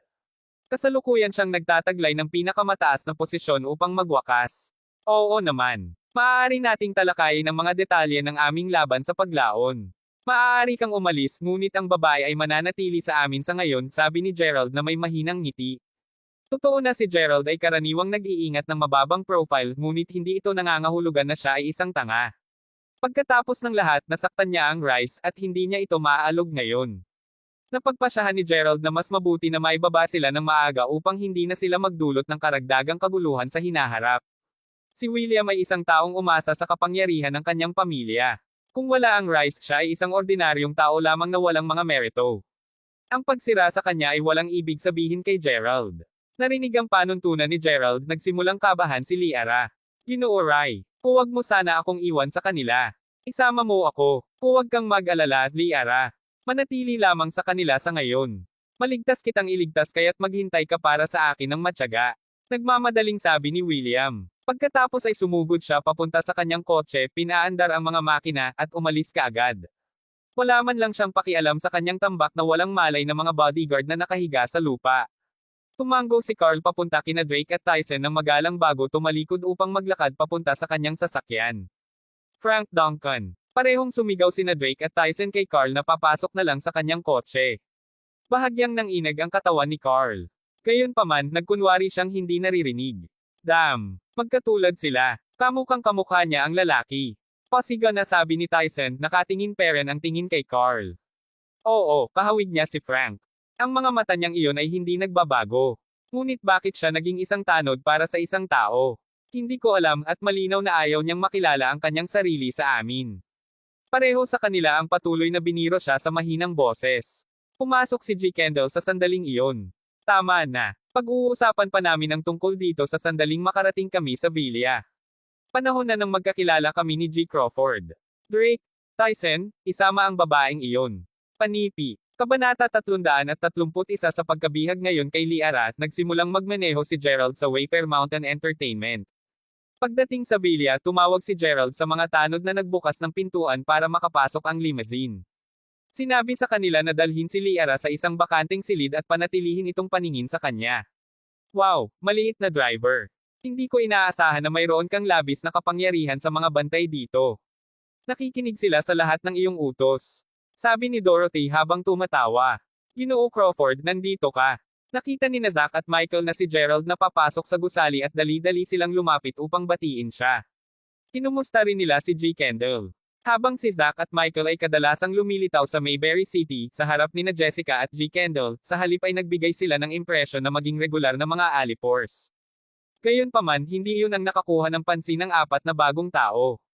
Sina G. Kendall, Drake, Tyson, at Dorothy ay natigilan lahat nang marinig nila kung paano sinalita ng dalawa si Gerald. Ginoo Crawford. Ikaw si G. Crawford. Gulat na tanong ni G. Kendall. Ako iyon, oo. Nais ko sanang magpakilala kanina ngunit hindi pinayagan ng sitwasyon, sagot ni Gerald, isang mapait na ngiti sa labi. Umubo si G. Kendall. Ang paghahayag ay kapwa nakakagulat sa kanya pati na rin nakakahiya. Pagkatapos ng lahat, kanina pa nila tinatalakay ang lahat ng uri ng mga alingaw-ngaw tungkol sa kanya nang medyo matagal nang siya ay, medyo literal, nakaupo sa tabi mismo nila sa limousine. Upang isipin na ang bihirang-bihis at introvert na taong ito ay talagang si G. Crawford. Tila totoo ang sinabi sa kanya ng panganay na binibini. Nakita ko. Kaya, ikaw si G. Crawford. Sabi ni Dorothy. Kahit na sa una ay naging komportable siya sa pakikipag-usap kay Gerald dahil sa kung gaano katapat ang isang tao sa pagmamaneho, hindi niya maiwasang makaramdam ng pagkabigla sa pagsisiwalat. Dahan-daang tumango si Gerald, isang malaswang ngiti sa kanyang mukha. Hindi inaasahan ni Gerald na mas kaunti pa ang reaksyon. Ang nagawa ay tapos na at ang apat ay pinangunahan sa isang hapunan na inayos ni Michael. Ang lima pagkatapos ay dahan-daang nagkakilala sa isa't isa habang kumakain at umiinom. Ginoo si Crawford, ang panganay na binibini at ang master ay nagpadala sa amin dito upang maipasa ang isang mahalagang anunsyo. Naniniwala ako na ang bagay na ito ay naitala ng maraming beses sa pagitan mo at ng panganay na binibini, iginagalang ni G. Kendall ng may paggalang. Habang natapos ng panganay na binibini ang kanyang pagtatasa 6 na taon na ang nakakaraan, ang iyo ay upang opisyal na magsimula ngayon. Nagpasya ang pamilya na magsubasta sa labas ng Mayberry Commercial Street na sa una ay kabilang sa iyo at sa pinakamatandang dalaga. Kapag nakumpleto ang subasta, bibigyan ka ng isang eksklusibong pag-aari. Sa nasabing assets, kakailanganin mong lumikha ng isang ganap na bagong pangkat na tatakbo sa Mayberry City. Kailangan mo ring kontrolin at paunlarin ito sa iyong sarili din. Hindi ito bago kay Gerald. Sa kabaligtaran, dati nang sinabi ni Jessica kay Gerald ang tungkol dito maraming beses. Dahil dito, inihanda niya ang kanyang sarili para sa pagtatasa sa loob ng mahabang panahon ngayon. Ang kanyang nakaraang talakayan upang mag-set up ng 2 mga proyekto sa ilalim ng kanyang pangalan, ang mga ito bilang Exceptional Live at York North Mountain, ay naaprubahan na. Gayunpaman, hindi niya inaasahan na auction ng kanyang pamilya ang Mayberry Commercial Street. Habang naiintindihan ko na ang layunin ay upang bumuo ng isang bagay sa aking sarili, ang Mayberry Commercial Street ay napakapakinabangan na. Mayroon bang pangangailangan na auction ito? Tanong ni Gerald habang ngumiti siya ng mapait. Maraming mga bagay ang naranasan ni Gerald doon at nagbunga ito ng sentimental na halaga sa kanya ngayon. Sa gayon, ang kita na nakuha ay simpleng ginamit upang masuri pareho kayo at ang pinakamatandang dalaga. Hindi kailanman pinapayagan ng pamilya ang isang maliit na pangkat na mabuhay magpakailanman. Gayunpaman, G. Crawford, kung talagang gusto mo ang lugar, maaari mo itong bilhin muli sa hinaharap para sa iyong sariling libangan at paglilibang. Hindi talaga maintindihan ni G. Kendall ang kahulugan sa likod ng tanong ni Gerald. Gayunpaman, natagpuan pa rin ni Gerald ang kanyang sagot mula sa pahayag ni G. Kendall. Habang totoo na ang Mayberry Commercial Street ay kahanga-hanga kumpara sa iba pang mga industriya na pagmamay-ari ng pamilyang Crawford sa buong mundo, ang kalye ay walang espesyal. Wala siyang magawa kundi payagan ang kanyang pamilya na isubaste ito. Bukod, hindi na rin siya nagkulang ng pera. Ang pagmamay-ari ng Mayberry Commercial Street ay para lamang sa pagmamayabang ngayon at hindi niya ginasto ang anumang bahagi nito. Pinag-uusapan kung saan G. Crawford, isang bahagi ng puwersa ng pagtatanggol ng pamilya Crawford sa Mayberry City ay sasailalim din sa iyo sa hinaharap. Si Drake at Tyson mismo ang magtatrabaho bilang iyong personal na mga tanod, sabi ni G. Kendall. Pagkasabi nun tumingin siya kay Zack. Agad na nahuli ni Zack ang pinapahiwatig ni G. Kendall, at maingat na nakuha ang isang maliit na makina na may pulang pindutan dito. Inabot niya ito ng marahan kay Gerald. Si Gerald ay hindi estranghero sa contraption. Bumalik noong si Nigel ay malapit ng patayin siya, pinindot ni Zack ang pindutan upang ipatawag ang 40 hanggang 50 mga helikopter upang mailigtas siya. Ang aparatong ito ay gumagana bilang isang tool sa komunikasyon para sa mga emergency sa militar. Pag-aari mo na ngayon. Ang susunod na hakbang ay upang mag-sign sila ng ilang mga dokumento sa paglipat at gawin sa lahat ng mga formalidad. Sa oras na nakumpleto ang lahat, halos alas 8 na ng gabi. Upang sabihin ang totoo, ngayon lamang napagtanto ni Gerald kung magkano ang impluwensya at maabot ng kanyang pamilya ang higit sa Mayberry City. Ito ay nakakagulat, upang sabihin ang kaunti. Kabanata 332. Hindi lamang ang tinaguriang military emergency base ang nag-host ng isang seksyon para sa armadong lakas nito, ngunit ipinagmamalaki din nito ang isa sa pinakamahusay na pangkat ng medikal pati na rin ang mga kagawaran ng pagtitipon ng intelihensya. Ito ay tulad ng kung paano ito sa mga pelikula ng aksyon. Si Gerald ay hindi pa nakikipag-ugnay sa alinman sa mga kagawaran na iyon bago. Ang pagbibigay ng access sa military emergency base ay nangangahulugang siya ang mamamahala sa lahat ng ito sa hinaharap. Pinatunayan lamang nito si Gerald na siya ang magiging hinaharap na pinuno. Gabi na nang iniisip niya ito, at si Gerald mismo ay handa nang magretiro para sa gabi. Gayunpaman, bago iyon, bigla niyang naalala na mayroon pa siyang hindi natapos na negosyo. Biro ni Gerald habang naglalakad papunta sa silid. O, pag-uugali mo ang sarili mo, hindi ba? Kung hindi man, baka tuluyan na akong mapatay. Sinubukan mo lang talaga akong kagatin. Ikaw ba ay isang uri ng aso? Kahit na malayo ang distansya, naririnig na ni Gerald ang pagmamura ng kanyang tanod mula sa likuran ng pintuan. Bitawan mo ako, ****. Kung hindi mo gagawin, tiyakin kong personal na papatayin ka ni G-Ray hanggang sa mamatay siya. Ungol ni Liara. Ay hindi. G-Ray. Kinikilabutan ako. Hahaha. Lady, tumingin sa paligid mo. Ibabagsak ko sa iyo ang isang pahiwatig, maaari mo ring maghintay ng iyong kamatayan mula nang maglakas loob kang mapahamak si G. Crawford ng Mayberry City. Ano? G. Crawford. Kailan pa ako nagdamdam kay G. Crawford?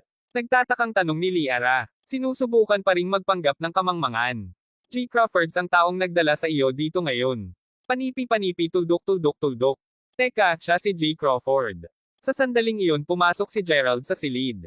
Ginoo Crawford. Magalang na sigaw ng dalawang bodyguard sa loob bago umalis sa silid sa ilalim ng kanyang utos. Ikaw. Tuldok. Ano ang pinaplano mong gawin sa akin? Tanong ni Liara. Ang takot ay tuluyan ng lumubog. Sa wakas ay napagtanto niya kung paano niya nakuha ang maraming mga tao upang magmadali pabalik kapag sila ay nasa Surati. Ang lalaking ito ay talagang si G. Crawford sa laman. Bihag ka na sa silid na ito. Ano sa palagay mo ang gagawin ko? Sagot ni Gerald habang nakangiti. Ngunit, G. Crawford, babae ako ni G. Ray. Pulyo ni Liara. Nakatali pa rin ang kanyang mga braso at ibinaba ang ulo. Ang pag-unawa sa pagkakaiba ng kapangyarihan sa pagitan ng mga ito ay nakadama sa kanya ng takot at kahihiyan ng sabay. Tama ang mga bodyguard. Si G. Ray ay wala kumpara kay G. Crawford. Siya, para sa isa, ay hindi makakaabot sa tuktok sa pamamagitan ng pagiging babae ni G. Ray. Marahil ay mas mabuti kung siya ay naging babae ni G. Crawford sa halip. Kahit nakapwa sila, tiyak na nagtamo pa rin ng sama ng loob sa bawat isa, naniniwala siya na si G. Crawford ay kalaunan mahuhulog para sa kanyang kagandahan. Wala akong pakialam kaninong babae ka. Hindi ko personal na maaantig ka sa alinmang paraan. Gayunpaman, dahil narito ka pa rin kung gayon ginagawa nitong perpektong pagkakataon para sa akin na maisaayos ang marka na ito sa iyo. Wala ka talagang paraan upang mabayaran ako, upang maisaayos mo lamang ang score na ito sa iyong katawan. Ano? Ano ang ibig mong sabihin dito? Nang matapos na ang tanong niya, tumalikod si Gerald at dahan-daang nagsimulang maglakad papunta sa pintuan habang tumatawag. Hoy, dalhin mo ako ng isang random na taong walang tirahan sa kalye. Tuldok, panipi. Teka, anong plano mo? Bumalik ka rito. Teka, isang takot na si Liara ang patuloy na sumisigaw sa kanya paglabas niya ng silid. Halata ang hangarin ng kanyang pagtawag sa telepono. Siyempre hindi hahawakan ni Gerald ang isang babaeng kagaya niya. Sa labas ng silid, nagsimulang maglakad si Gerald sa mga pasilyo, tinatamasa ang kapayapaan ng gabing madilim. Medyo kulang sa kalahating oras ang lumipas nang tumawag si Zack kay Gerald. Hey, G. Crawford? Takot na takot ang batang babae na isiniwalat niya ang lahat ng nalalaman niya tungkol sa Ray Group.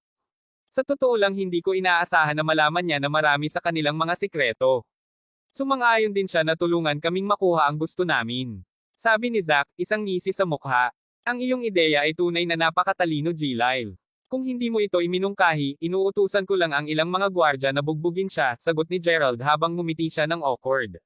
Tikas na binigyan ni Zack ng payo si Gerald tungkol sa bagay na ito. Huwag kang mag-alala, G. Crawford. Nasaktan ka ng Rye Group dahil hindi nila alam ang kanilang sariling lugar. Bigyan mo ako ng isang araw at gabi. Tiyak na maririnig mo ang mga kasiyasyang resulta mula sa akin. Panipi. Kabanata 333. Hindi talaga mapakali si Gerald tungkol sa mga pamamaraan ni Zack sa pagharap sa bagay na ito. Maaga siyang nagpahinga ng gabing iyon. Kahit malakas ang ulan nang magising siya, sumugod pa rin si Gerald sa paaralan.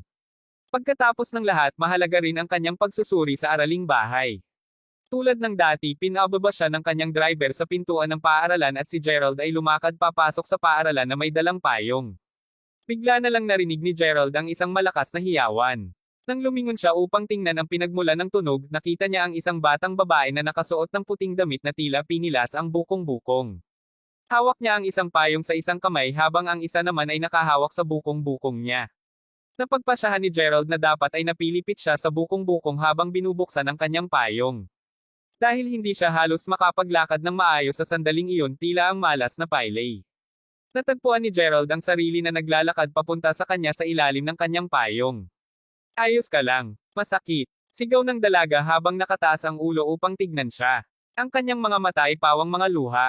Bahagyang natigilan si Gerald nang makita ang mukha nito. Ikaw. Halata din sa mukha nito ang pagtataka ng dalaga. Ito ay hindi lamang anumang random na tao.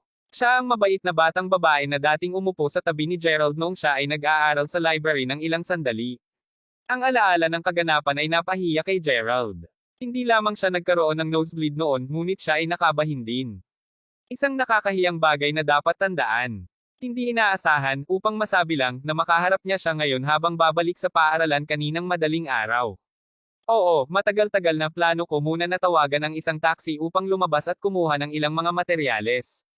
Kung iisipin, marahil ay nagmamadali akong maglakad. Sabi ng dalaga habang namula ang pisngi ng bahagyang namula. Ito ay isang halatang tanda na naaalala niya ang dati nang nangyari sa silid-aklatan. Sa malakas na ulan na ito, mas makakabuti kung ipagpaliban mo ang plano sa ngayon. Tutulungan kita makarating sa infirmary, sagot ni Gerald. Hindi niya nakalimutan ang katotohanan na iniabot niya sa kanya ang isang tissue sa kanyang nakakahiya na kalagayan noon. Kahit na sila ay medyo hindi pa kilala sa puntong ito, naramdaman pa rin niya na obligado siyang tulungan siya. Kung sa bagay, ang batang babae ay isang mabuting tao at magandang aibot. Kung hindi niya papansinin at iwan na lang siya doon, tiyak na babalik ang kanyang pagkakasala upang kumagit kalaunan. Bagaman nagatubili siya noong una, tuluyang tumanggo siya. Masyadong sobra ang sakit sa kanya. Kahit sa tulong ni Gerald ay nahirapan pa rin siyang maglakad. Sa huli, ginamit ni Gerald ang pagsakay sa kanyang likuran. Sa kabutihang palad, naramdaman ng dalaga na walang masamang balak si Gerald kahit na noong una silang nakatagpo sa silid-aklatan. Sa makatuwid, hindi niya sinubukang labanan ang lahat at pinayagan lamang si Gerald na dalhin siya. Hawak niya ang kanyang payong habang naglalakad sila patungo sa infirmary. Hindi mapigilan ni Gerald na mamula ng bahagya nang mahuli ng ilong ang bango ng kanyang katawan. Gayunpaman, mayroon na siya kay Mila kaya bakit sa mundo ay iniisip pa niya ang sitwasyon. Umiling-iling si Gerald upang malinis ang kanyang isip bago nagsimulang maglakad ng mas mabilis. Beep beep. Isang Mercedes-Benz G500 ang tumunog nang dumaan ito kay Gerald at sa dalaga. Hoy, ang ganda. Malakas ang ulan kaya bakit hindi ka sumakay sa kotse ko? Ihahatid na kita sa kung saan ka man patungo. Ang sigaw ay nagmula sa isang bihis na teenager na gumulong sa bintana ng sasakyan. Hindi mapigilan ni Gerald na tumigil sa kanyang mga truck nang marinig ang mga salita ng teenager. Sa kanyang isipan, alam ni Gerald na lahat ng magagandang batang babae ay mahilig sa mga mamahaling kotse. Gayunpaman, halos hindi siya tumingin sa driver. Instead, kinurot niya ng mahina ang balikat ni Gerald. Huwag ka lang tumigil dito. Namamatay ako sa sakit. Oh, tama. Tumango si Gerald bago nagsimulang maglakad ulit ng mabilis. Tila iba ang batang babaeng ito sa iba pang nakasalamuhan niya dati. Damn it. Kung nalaman kong nandito siya, sana medyo maaga pa ako dumating. Nakakahiya naman. Napakaganda ng batang babae. Malakas na bamaantong hininga ang bata bago hinaampas ang kamay sa manibela habang pinagmamasdan si Gerald na dahan-daang lumalakad palayo na nakadikit pa rin ang kagandahang likuran. Sa kasamaang palad, ang infirmary ay hindi masyadong malayo. Nang makarating sila, dumating agad ang isang doktor upang suriin ang kanyang pinsala. Alam na alagaan siya ng doktor, tumalikod si Gerald para umalis. Teka, ano ang iyong pangalan? Ang akin si Gia, sigaw ng dalaga papunta sa likuran niya. Ang sa akin ni Gerald. Nakita ko. Maraming salamat sa ngayon, iniligtas mo ako mula sa isang mundo ng sakit. Hindi ko alam kung paano ko magagawang bumalik na may spray na bukong-bukong. Gayon din, napansin ko na may hawak kang isang libro. Posibleng magtungo ka sa silid-aklatan upang mag-aral. As a matter of fact, I am, sagot ni Gerald habang tumango ito. Kabanata 334. Gia, ayos ka lang. Paano ka naging pabaya? Sa sandaling iyon, ang pinto ng infirmary ay itinulak bukas. 4 na mga batang babae na ang lahat ay mukhang maayos na pag-uugali ay lumakad sa infirmary. Kahit papaano, ang bawat isa sa kanila ay nagdudulot ng kagandahang maihahambing sa mga showgirl ng kotse sa internet. Para silang mga kasama ni Gia. Narito sila sapagkat si Gia ay nagpadala sa kanila ng isang text message kanina na sinasabi sa kanila na pupunta siya sa infirmary. Napilipit ako sa bukong-bukong ngunit pinalad kong mabangga si Gerald. Dinala niya ako hanggang dito sa kanyang likuran. Nakangiting paliwanag ni Gia habang nakatingin kay Gerald. O aking Diyos! Sinasabi mo sa amin na isang bayani ang nagligtas ng aming kagandahan. Hahaha. Pagkatapos ay talagang dapat nating pasasalamatan ang gwapong lalaki na nagligtas sa ating Gia noon. Nagpatuloy ang pakikipagkwentuhan ng mga batang babae sa kanilang sarili bago lumingon kay Gerald. Malinaw na nasasalamin sa kanilang mga mata na nakaramdam sila ng kaunting pagkabigo pagkatapos tumingin sa kanya ng ilang sandali. Ang mga suot na damit ay medyo walang lasa at upang maging prangka, sa unang tingin, si Gerald ay mukhang isang nakakaawa na haltak. Gayunpaman siya ay mukhang isang disenteng tao na may maganda, may pait na mukha. Para siyang matapat at utori na tao. Gayunpaman, hindi nila siya kilala ng personal kaya ayaw nilang magtapos sa paghusga sa isang libro sa pamamagitan ng takip nito. Hoy diyan gwapo. Kaya ikaw ang nagligtas kay Gia. Hindi ko sasabihin na naisave ko siya, simpleng tumutulong ako sa kanya. Hindi alam ni Gerald ang gagawin. Nadagdagan ang kanyang kaba sa sandaling nakita niya ang lahat ng mga magagandang batang babae. Halatang hindi siya ganito dati. Nakikita ko na pinag-uusapan kung saan hindi kailanman inutang ni Gia ang sinuman sa anumang mga pabor. Anong sasabihin mo gwapo? Paano mo gugustuhin na gantihan ka ni Gia? Patuloy ang pang-aasar ng mga batang babae kay Gerald. Totoo yan. Kaya paano ito, bakit hindi namin hilingin kay Gia na pakasalan ka? Ang mga batang babae ay humadjakik dito ng magkakasabay. Ang pag-aasawa ay lubos na matindi, bakit hindi mo nalang hilingin kay Gia na magpalipas ng gabi sa iyo? Nakakahiya naman. Ang mga batang babae ay nagpatuloy sa pag-uusap ng malakas sa kanilang sarili. Hindi talaga kailangan ang anuman sa mga iyon. Tapat na hindi inaasahan ni Gerald na ang mga batang babae na ito ay maging matapang at direkta kung lahat sila ay mukhang mga diyosa. Nakaramdam siya ng labis na kahihiyan. Oh, bakit ganon? Sa palagay mo ba hindi maganda o karapat-dapat sa iyo si Gia? Ganon ba? Tinanong ang ilan sa mga batang babae habang nagtitipon sa paligid ni Gerald. Hindi. Hindi iyon ang ibig kong sabihin. Kung gayon ano ang ibig mong sabihin Ham? Bakit hindi mo ay talye, gwapo? Habang patuloy ang pang-aasar ng mga kasama niya kay Gerald, tahimik na nagmamasid si Gia mula sa kanyang sakit. Hindi ito labas sa karaniwan para sa kanyang mga kasama sa silid. Hindi sila eksaktong kilala upang pahintulutan ang mga batang lalaki na maglaro kasama nila. Sa halip, ang bawat solong sa kanila ay may kakayahan ng parehong lokohin at dupang 12-12 ng mga lalaki madali. Nang tignan niya si Gerald, kitang-kita niya na namumula na siya ng matindi matapos bomba ng mga pang-aasar. Hindi mapigilan ni Gia na tumawa sa nakita. Sige mga babae, tigilan mo na ang pang-aasar mo sa kanya. Tami, gusto kong kumain ng ipal. Maaari mo bang balatan ang isa para sa akin?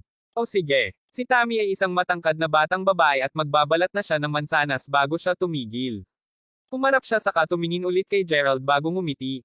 Hoy gwapo, sabi mo hindi mo sinasadya di ba? Maaari ka bang magbalat ng mansanas para kay Gia noon? Ha, ako. Nagulat si Gerald sa hiling. Siyempre, hindi kita hihilingin sa iyo na gawin ito ng walang gantimpala. Pagkatapos ng pagbabalat nito, papayagan kita na halikan mo ako kahit saan mo gusto.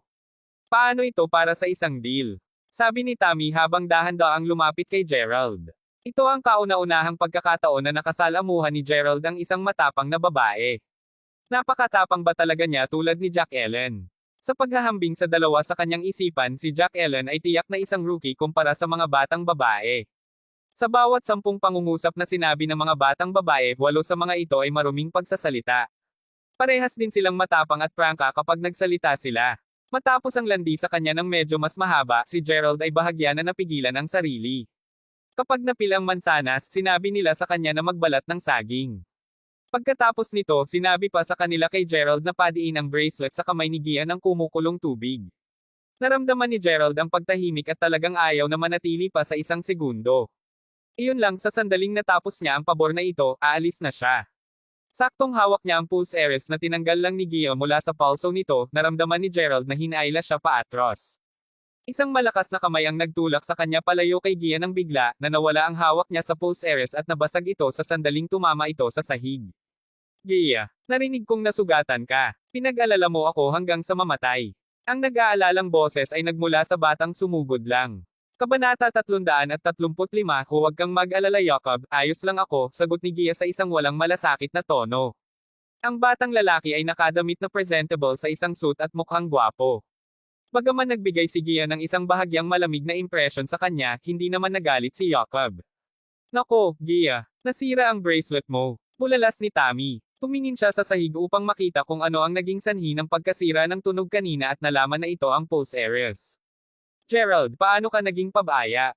Dahil ba sa hindi ka nasisiyahan na narito ang Jacob upang mag-alala tungkol kay Gia? Tanong ng ibang babae. Ang mga salita nito ay nakakuha ng atensyon ni Jacob. Bagaman nagustuhan ng bata si Gia hanggang sa punto ng pag-ibig, si Gia ay hindi interesado kay Jacob. Sa kabila ng pagkakaroon niya ng napakahusay na pinagmulan ng pamilya, wala pa rin siyang nararamdamang para sa kanya. Alam niya kung ano ang gusto niya at hindi niya iyon gustuhin sa ganoong paraan. Naturally, imposible para sa kanya na magkaroon ng damdamin para kay Gerald dahil lamang sa isang beses niya itong naisave.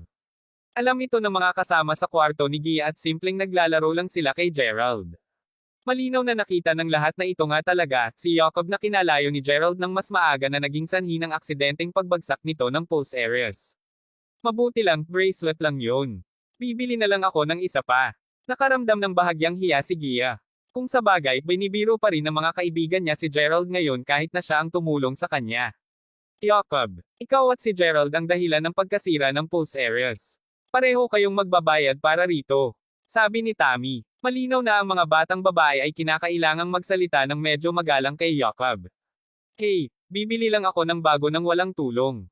Paano niya kaya na magbayad para sa kalahati? Kinutya ni Jacob habang nakatingin kay Gerald, hindi maganda ang malinaw na nasasalamin sa kanyang mga mata. Aba kung wala nang iba, magpapahinga muna ako. Mangyaring alagaan Gia, sabi ni Gerald. Alam ni Gerald na magpapatuloy siya sa pang-aasar basta manatili siya rito. Ano pa si Jacob ay nanlilisik ang mga sondang sa kanya. Ayaw talaga ni Gerald na hawakan ito laban sa mga babae. Kung nais talaga niya ang respeto nila, ang kailangan lang niyang gawin ay ang pagmamaneho ng sarili niyang kotse at ay parada ito sa harapan nila. Kung tutuusin, nahanap lang siya ng mga tao na masaya siyang asarin dahil inakala nilang lahat na mahirap siya. Nagkataon lamang na nadapa si Gerald kay Gia ngayon at talagang ayaw niyang makulong sa loob ng sitwasyon. Tungkol naman sa sirang bracelet, iniisip na ito ni Gerald. Dahil ito rin ay bahagyang kasalanan niya, bibili lang siya ng katulad upang mabayaran siya. Pagkatapos ang buong bagay ay malulutas ng payapa. Habang pinapanood niya ang pag-alis ni Gerald, nais ni Gia na tawagan siya na manatili ngunit alam din niya na hindi siya madaling umangkop sa kanyang mga kaibigan. Naghihintay lang siya para sa isa pang pagkakataon sa hinaharap. Matapos tuluyang umalis sa infirmary, dumiretso si Gerald sa library upang mag-aral. Sa isang iglap lang ng mata, dumating ang tanghali. Noon nang tumawag si Zack kay Gerald. Ang lahat ay naayos na, G. Crawford. Ang Rye Group ay titigil sa pag-iral sa Mayberry City. Sabi ni Zack, isang ngiti sa labi. Alam kong maaasahan kita, G. Lyle. Sagot ni Gerald. Madali lang ang proseso ni Zack. Ang kailangan lang ay kaunting pamimilit. Noong nakaraan, ang parehong mga pamilya ay may pag-iisip ng kanilang sariling mga negosyo. Upang makagawa ng pera ng mapayapa, nagkaroon ng mutual committee sa pagitan ng dalawang partido. Gayunpaman kung ang Rye Group ay magtangkang lumaban sa pamilyang Crawford, tiyak na wala silang laban sa kanila. Sa pagsasalita tungkol kay G. Crawford, nasuri ko at nalaman na kailangan naming gumamit ng isa sa iyong mga card ng pagkakakilanlan para sa ilan pang mga industriya ng master sa Mayberry City. Kasalukuyan ka bang abala? Kung hindi ka, maraming mga dokumento na kailangang pirmahan. Kung hindi ka makarating, maaari akong pumunta sa kung nasaan ka. Magalang na sabi ni Zack.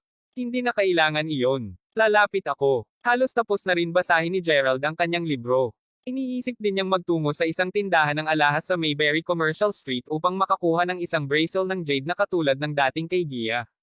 Upang matiyak lamang na nabayaran siya ng maayos. Sa ngayon, huminto na ang ulan. Una nang nagmaneho si Gerald sa Wayfair Mountain Entertainment.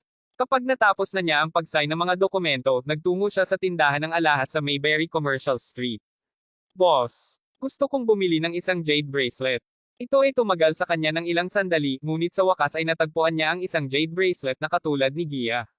Mabuti sir, ang jade bracelet na iyon ay gawa sa mahusay na Hachon jade. Napakamahal, sigurado ka bang gusto mo ito? Tanong ng sales girl, isang profesional na ngiti sa kanyang mukha. Kahit na siya ay ngumiti, isang ekspresyon ng paghamak sa kanyang mukha ay bahagyang nakikita pa rin. Ang binata na nauna sa kanya ay hindi bihis man lang. Sa kabila nito, dumating siya upang bumili ng alahas. Ano pa pinili niya upang bumili ng isang jade bracelet na gawa sa Hachon jade? Hinihila ba niya ang paa niya? Gayunpaman, dahil sa profesionalismo, itinago lamang niya ang kanyang saloobin sa kanyang sarili. Kabanata 336. Walang pakialam si Gerald. Kinuha ang pulse heiress, maingat niyang pinagmasdan ito bago sinabi, balutin mo ito para sa akin. Binibili ko ito. Sigurado ka sir. Ang mahusay na Hachon jade bracelet na ito ay nagkakahalaga ng $7,500. Tuldok-tuldok. Marahil ay nais mong tumingin sa iba pa. Ang ngiti sa kanyang mukha ay nagsisimulang maglaho sa puntong iyon. Gawin mo na lang, bakit ang dami mong tinatanong? Sagot ni Gerald, medyo malamig.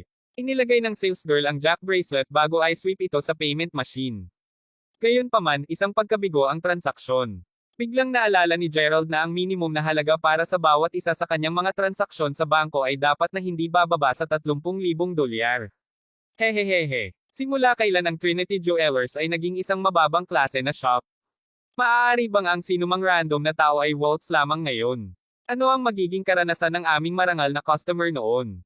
Ang mapanirang boses ay nagmula sa isang mag-asawa na kakapasok lang sa shop at nasaksihan ang kabiguan sa pagbabayad ni Gerald. Ang mag-asawa ay binubuo ng isang babae na nasa 30 taon na at isang mas matandang lalaki na rin ang hitsura. Ang lahat ng mga tao ay ganito, hindi ba? Ang paghirak sa lahat ng iba pa ay ang kanilang tanging paraan ng pagpapakita kung gaano sila yaman at makapangyarihan. Ngumiti ng paumanhin ang sales girl sa mag-asawa. Ang kanyang ekspresyon ay naging isang walang pasensya nang muli siyang tumingin muli kay Gerald. Hindi lihim na ang Trinity Jewelers ay isang kilalang tindahan sa Mayberry City. Noong nakaraan, hindi bihira para sa mga mapagpanggap na tao na pumasok sa tindahan upang kunan lamang ng larawan ang kanilang mga sarili na may hawak na alahas. Naging masyadong karaniwan ito, sa totoo lang. Sa paningin niya, hindi naiiba si Gerald sa kanila. Sir, kung hindi mo bibilhin ito, mangyaring umalis ka na. Hindi mo ba nakikita na ang ibang mga customer ay naghihintay na bumili ng kung ano? Sabi ng sales girl na may maliit na bahid ng pangutya sa boses niya. Sinong nagsabing hindi ko ito binibili? Napakalayo lamang ng mura. Pipili lang ako ng mas mamahaling item. Sinabi ito ni Gerald, sinusubukang isave ang kanyang sariling mukha. Nag-lock arm ang babae sa kanyang kapareha at nginisyen si Gerald. Mga bata sa panahon ngayon. Maaari silang maging walang kabuluhan. Totoo. Kung nagkaroon ako ng ganoong anak na lalaki, babawiin ko lang ang mga binti niya. Bibili ako ng isang ito. Balot mo para sa akin. Nagpanggap si Gerald na hindi naririnig ang mga komento ng mag-asawa at simpleng itinuro ang isa pang bracelet na jade sa gitna ng glass display case. Hehe, ito ay isang sikat na bracelet ng jade na ginawa mismo ng nangungunang Panginoon. Ang presyo sa merkado para sa bracelet na ito ay $32,000. Sigurado ka bang nais mong makuha ito? Ang tono ng sales girl ay malamig at ang kanyang boses ay malapit sa isang panunuya sa puntong ito. Hindi lang ito. Bumibili ako pareho. Sagot ni Gerald. Fifth. Iyon ay halos $40,000. Iniisip talaga ng batang uto na kayang-kaya niya iyon. Ha? Sabi ng lalaki habang tumatawa. Habang ginagawa niya ito, nagpatuloy ang swak ng sales girl upang i-swipe ang bank card ni Gerald sa payment machine. Dahil ang nakalulungkot na haltak na ito ay napatigas ng ulo, ang sales girl ay nagsisimula ring mawala ng init ng ulo. Ang plano niya ay mapahiya pa si Gerald sa pamamagitan ng pagpapakita sa mag-asawa na nabigo ang transaksyon. Hindi talaga alam ng taong ito kung ano ang mabuti para sa kanyang sarili, malamig na sabi ng babae habang nakatingin kay Gerald. Ito ay sa sandaling iyon nang lumaki ang mata ng mag-asawa at ang sales girl sa gulat. Matapos niyang maki ang kanyang password, ipinakita ng machine ng pagbabayad na matagumpay ang transaksyon. Ano? Lahat silang tatlo ay natigilan sa pagsasalita. Hindi masyadong nagtagal, nagsimulang mag-apoy ang kanilang mga mukha sa kahihiyan. Ang pawang ito ay talagang isang mayaman. Ay pak ang 2 braso para sa akin at tiyaking walang kahit isang kulubot sa bag o pupunta ako para sa iyong ulo. Pumabol si Gerald. Kaagad sir. Sabi ng sales girl habang mabilis siyang yumuko. Sanay na si Gerald sa ganoong eksena. Mas madalas kaysa sa hindi, ito ay magiging ganito. Ang pagiging magalang sa iba ay magpapalakas lamang ng kanilang pagmamataas. Bibigyan ka lamang ng respeto kung mayroon kang ganitong uri ng pag-uugali. Mangyaring maghintay muna sa lugar ng pahinga, Ginoo. Sinabi ng sales girl habang sinisimulan niyang maingat na ay impake ang mga binili. Sumunod si Gerald at napaisip sa sarili sabay upo. Ang Pulse Heiress na orihinal na nais niyang bilhin ay ibibigay kay Gia bilang kabayaran, samantalang ang mas mahal ay pupunta kay Mila nang muli silang makilala. Tila isang magandang plano sa kanya. Mangyaring bigyan ako ng isa pang pagkakataon, Sharon. Mahal talaga kita. Haha. Mahal mo ko diba? Saka pumasok ka dito at bilhan mo ako ng isang piraso ng alahas. Hehe, huwag kang mag-alala, hindi kita ihahambing kay Hayward. Bibili mo lang ako ng mura. Kung namamahala ka upang bumili sa akin ng isang solong piraso ng alahas mula sa shop na ito, pagkatapos ay mananatili ako sa iyo, paano ang tunog? Sa sandaling iyon, isang lalaki at babae ang maingay na pumasok sa tindahan. Tinaas ni Gerald ang kanyang ulo upang tignan kung sino ang nagkagulo. Ang mga taong nakita niya ay nagpataas ng kilay sa kanya. Hindi ba iyon si Sharon at ang dating kasintahan si Murphy? Kabanata 337. Si Gerald ay nanatili sa VIP waiting area habang pinagmamasdan ang patuloy na pagtatalo ng dalawa, isang bangayan na tila nalalapit na. Sa narinig, kayang ihatid ni Gerald ang dahilan ng kanilang pagtatalo. Mahalaga, nakipaghiwalay si Sharon kay Murphy nang hindi siya binibigyan ng tamang paliwanag. Ang tanging dahilan lamang niya ay nais niya ng kaunting oras sa kanyang sarili. Ito ay nakapagpapaalala ng oras na makipaghiwalay sa kanya si Xavier. Fuck. Sinabi din niya ang eksaktong bagay din sa kanya. Na nais niya ng kaunting oras na mag-isa. Talagang hindi na niya dapat iniisip ang tungkol sa kanya. Umiling siya, ibinoling niya muli ang kanyang pagtuon sa pagtatalo ng duo. Ang natitirang kwento ay medyo prangka. Si Murphy ay hindi kumbinsido sa kanyang palusot mula pa sa simula. Maya-maya ay nalaman niya na si Sharon ay napakalapit sa isang mayamang mana. Ano pa, sinabi din sa kanya ng kaibigan ni Sharon na si Sharon ay aktibong tinugis ang nasabing tagapagmana. Dahil doon, nagkasalungatan ngayon si Murphy para kay Sharon. Sa isang banda, mahal pa rin siya nito. Sa kabilang banda, naramdaman niyang ipinagkanulo siya. Sa gayon, sinubukan ni Murphy na makipagkasundo sa kanya si Sharon sa loob ng ilang panahon ngayon. Paimpal niyang nais na gawin ito sapagkat kahit siya ay may kanya-kanyang dignidad bilang isang tao. Ang lahat ng iyon ay humantong sa kasalukuyang eksena sa tindahan ng alahas. Ngayon, sinabihan ni Sharon si Murphy na bilhan siya ng isang piraso ng alahas mula sa Trinity Jewelers. Sinabi niya na babalik siya sa tabi niya hanggat makakaya niyang bilhin siya kahit isang solong piraso ng alahas. Ito ay magiging isang mahirap na gawain para kay Murphy. Ang mga item doon lahat ay mabangis na mahal. Kahit na ang pinakamurang piraso ng alahas doon ay magkakaroon ng isang tag ng presyo na hanggang sa $4,500. Nagsimula pa lamang magtrabaho si Murphy kaya tiyak na wala siya sa ganoong klaseng pera. Sharon, ang mga alahas dito ay sobrang mahal. Maaari ba kaming pumunta sa ibang tindahan sa halip? Hanggat hindi ito lalampas sa $1,500 tiyak na makukuha ko ito para sa iyo. Si Murphy ay may isang determinadong boses at ekspresyon sa kanyang mukha habang sinasabi niya ito. Hehe, nais mo akong maging kasintahan kung ang iyong kayang bayaran ay $1,500. Daft ka ba, Murphy? Ang cellphone na ito lamang na binili ni Hayward para sa akin ay nagkakahalaga ng kahit $1,000. Sagot ni Sharon habang nagtatawanan. Dahil masisira pa rin niya ang mga relasyon sa kanya, baka malabasan din siya. Malinaw na ang lahat ngayon. Gusto mo si Hayward dahil lang sa mas malaki ang pera niya. Kahit na namamahala ako upang bumili ka ng isang piraso ng alahas sa shop na ito, tatanggi ka pa ring lumabas. Iyan ang malinaw na katotohanan, hindi ba Sharon? Sinabi ni Murphy, namumula ang kanyang mukha sa galit. Oh, Murphy, to be honest, ayoko talagang saktan ka ng ganon-ganon kakahusay ang pagtrato mo sa akin sa nakaraan. Kaya't maging isang mabuting batang lalaki at tumakbo kasama. Tumigil ka sa pag-abala sa akin ng maayos. At upang may tama ang mga bagay, talagang mahal ko si Hayward. Hindi mo pa nagawang iparamdam sa akin ang nararamdaman niya. Mula sa nag-iisa lamang, naniniwala ako na imposible talaga na magkasama tayo. Kaya't bakit hindi na lamang ibagsak ang pakikipag-usap para sa mabuti? Marahil ay maaari pa rin tayong maging magkaibigan sa hinaharap. Ikaw ay isang natitirang tao at sigurado akong makakahanap ka ng isang mas mahusay na batang babae kaysa sa akin, sagot ni Sharon sa isang biglaang, seryosong tono. Sobra ka talaga, Sharon. Palagi kitang ginagamot ng mabuti at handa akong gumawa ng kahit ano para sa iyo. Ngunit ngayon nakikipaghiwalay ka lang sa akin nang hindi mo na isinasaalang-alang ang aking nararamdaman. Napakalinaw na ng lahat ngayon. Nakatulog ka na rin sa kanya, di ba? Ang pagpapahalaga sa sarili ni Murphy ay natapakan ng sapat. Tugo ang kanyang mga mata at tapos na siyang maglaro ng maganda. Ang tunog ng sampal ay umalangaw-ngaw sa shop. Ang instant na sagot sa kanya ni Sharon ay isang mahigpit na sampal sa mukha. Baliw ka. Ikaw ay ganap na F***king baliw. Sigaw ni Sharon. Naririnig ang isa pang sampal. Ngunit sa pagkakataong ito, hindi si Sharon ang gumawa ng sampal. Gumanti si Murphy at sinampal ang kanyang likod sa galit. Nakahiga ngayon si Sharon sa lupa, natigilan sa lakas ng sampal nito. Sa puntong ito, maraming mga pedestrian ang natipon na sa paligid ng eksena upang manood. Tatapusin ko lang ang sarili ko kasama ka. Ako, bubugbugin kita hanggang sa mamatay ka agad. Ibalik ang lahat ng perang ginastos ko sa iyo. Sigaw ni Murphy habang nagpatuloy sa pagsuntok at pagsipa sa kanya. Ang lalaki ay tila na baliw. Sa una, ayaw ni Gerald na makisali sa bagay na ito. Siya ay dating nasa isang hindi siguradong relasyon kay Sharon at halos sila ay maging mag-asawa. 3 taon na ang nakalilipas mula noon at alam ni Gerald na siguradong minamaliit siya ngayon ni Sharon. Bumalik sa kasalukuyan, naisip ni Gerald na magtatapos lang sila ng pagtatalo sa ilang sandali. Ito ay naging sobrang pisikal para sa kanya na huwag na lang pansinin. Kung hindi siya umapak ngayon, tiyak na babalik ang kanyang pagkakasala upang kagatin siya sa paglaon.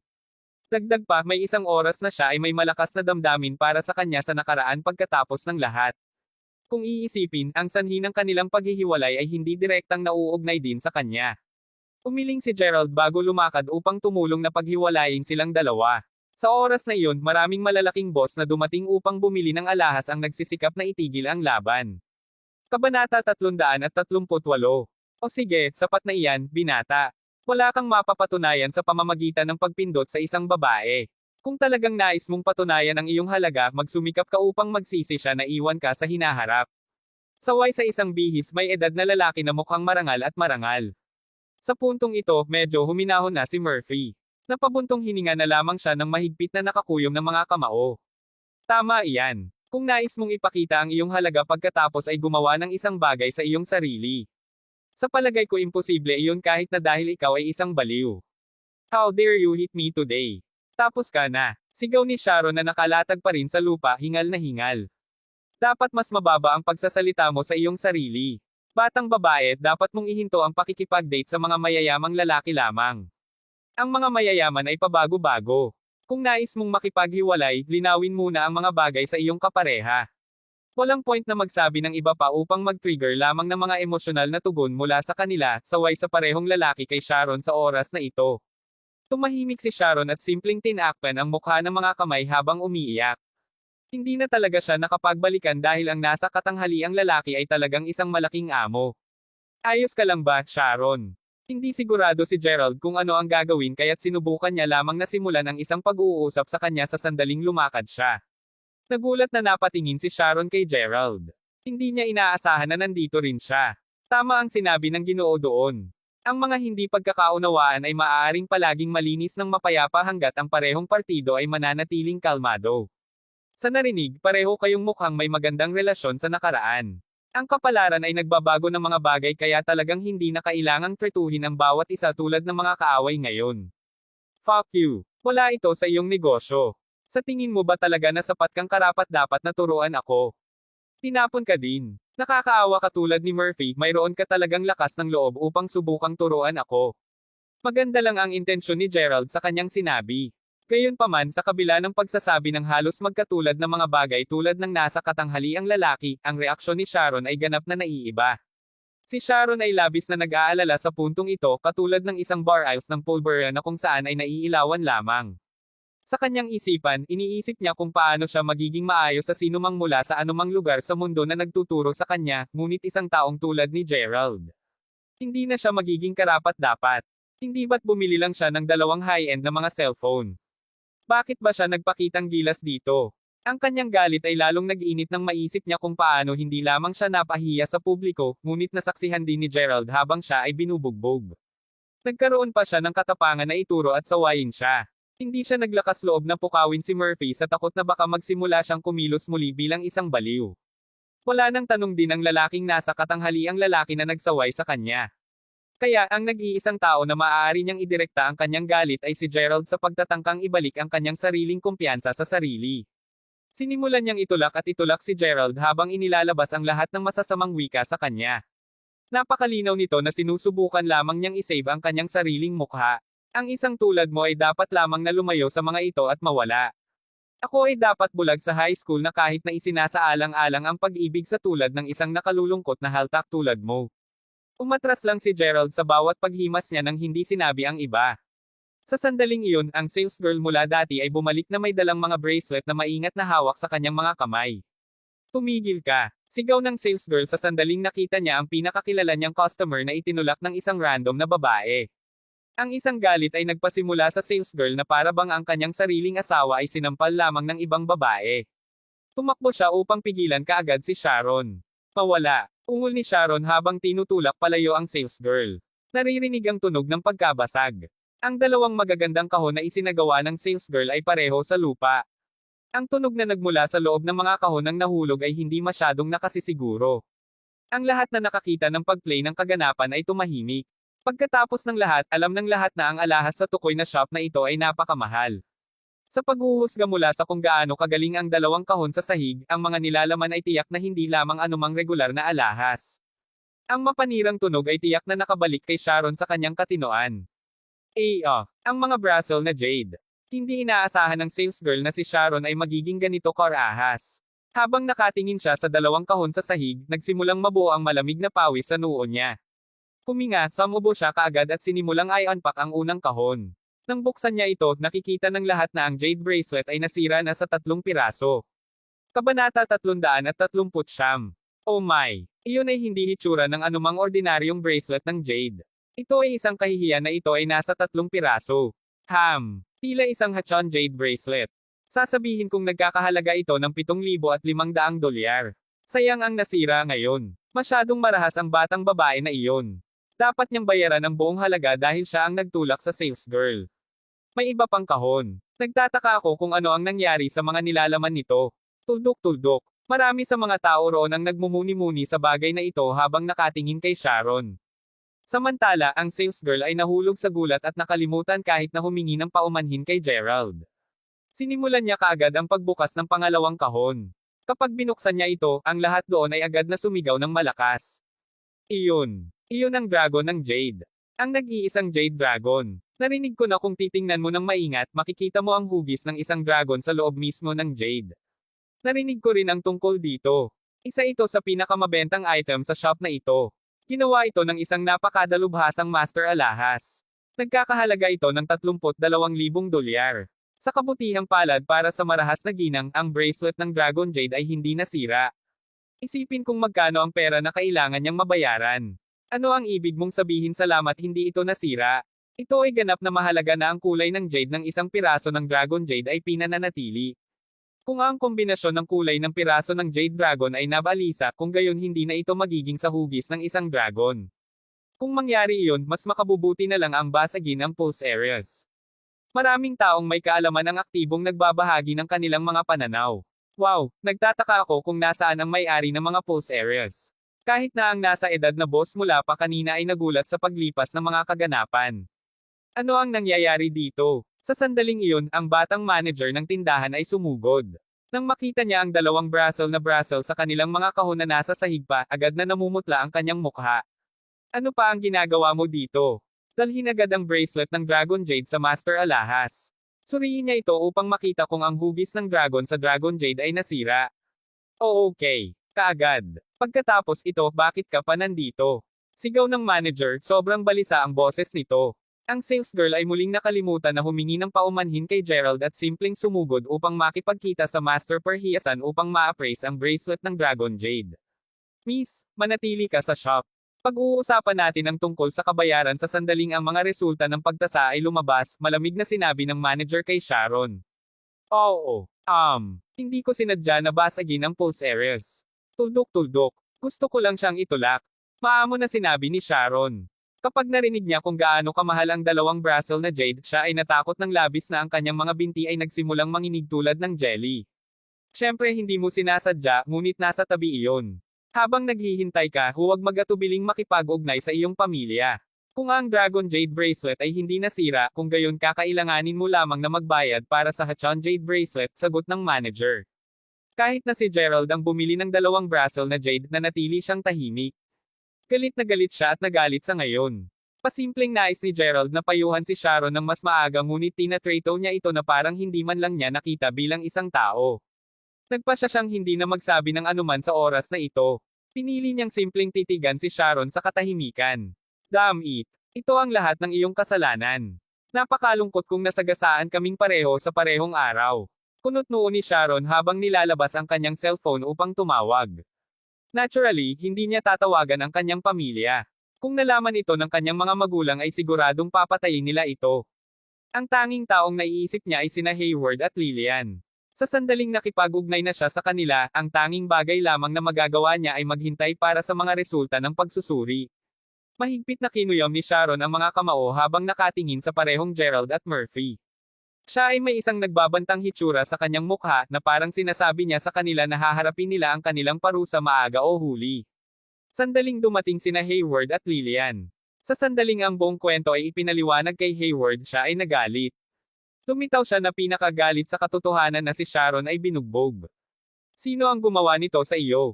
Tanong ni Hayward. Murphy. Sigaw ni Sharon. Kahit na hindi talaga nakakasama ng maayos si Hayward kay Sharon, nanatili pa rin siya sa isang hindi siguradong relasyon kina Sharon at Lillian. Habang ang mga tinaguriang karibal sa pag-ibig ay nagkikita ng harapan, parehas din silang napuno ng puot. Agad na kinuha ni Hayward ang isang vase na malapit sa kanya at binasag ito sa ulo ni Murphy. Ang basag ng baso ay narinig at sa hindi oras, lahat ng dugo ay dumadaloy mula sa ulo ni Murphy. Sa umpisa ay nabigla si Murphy ng tahimik ng sirang bracelet na jade. Hindi niya inaasahan ang Hayward smashing ang vase ng direkta sa kanyang ulo tulad nito. Dahil sa kanyang kakulangan sa paghahanda, ang nagawa niya lang ay manatiling nabalot sa lupa, ang kanyang dugo ay bumubuo ng isang maliit na lababo sa sahig.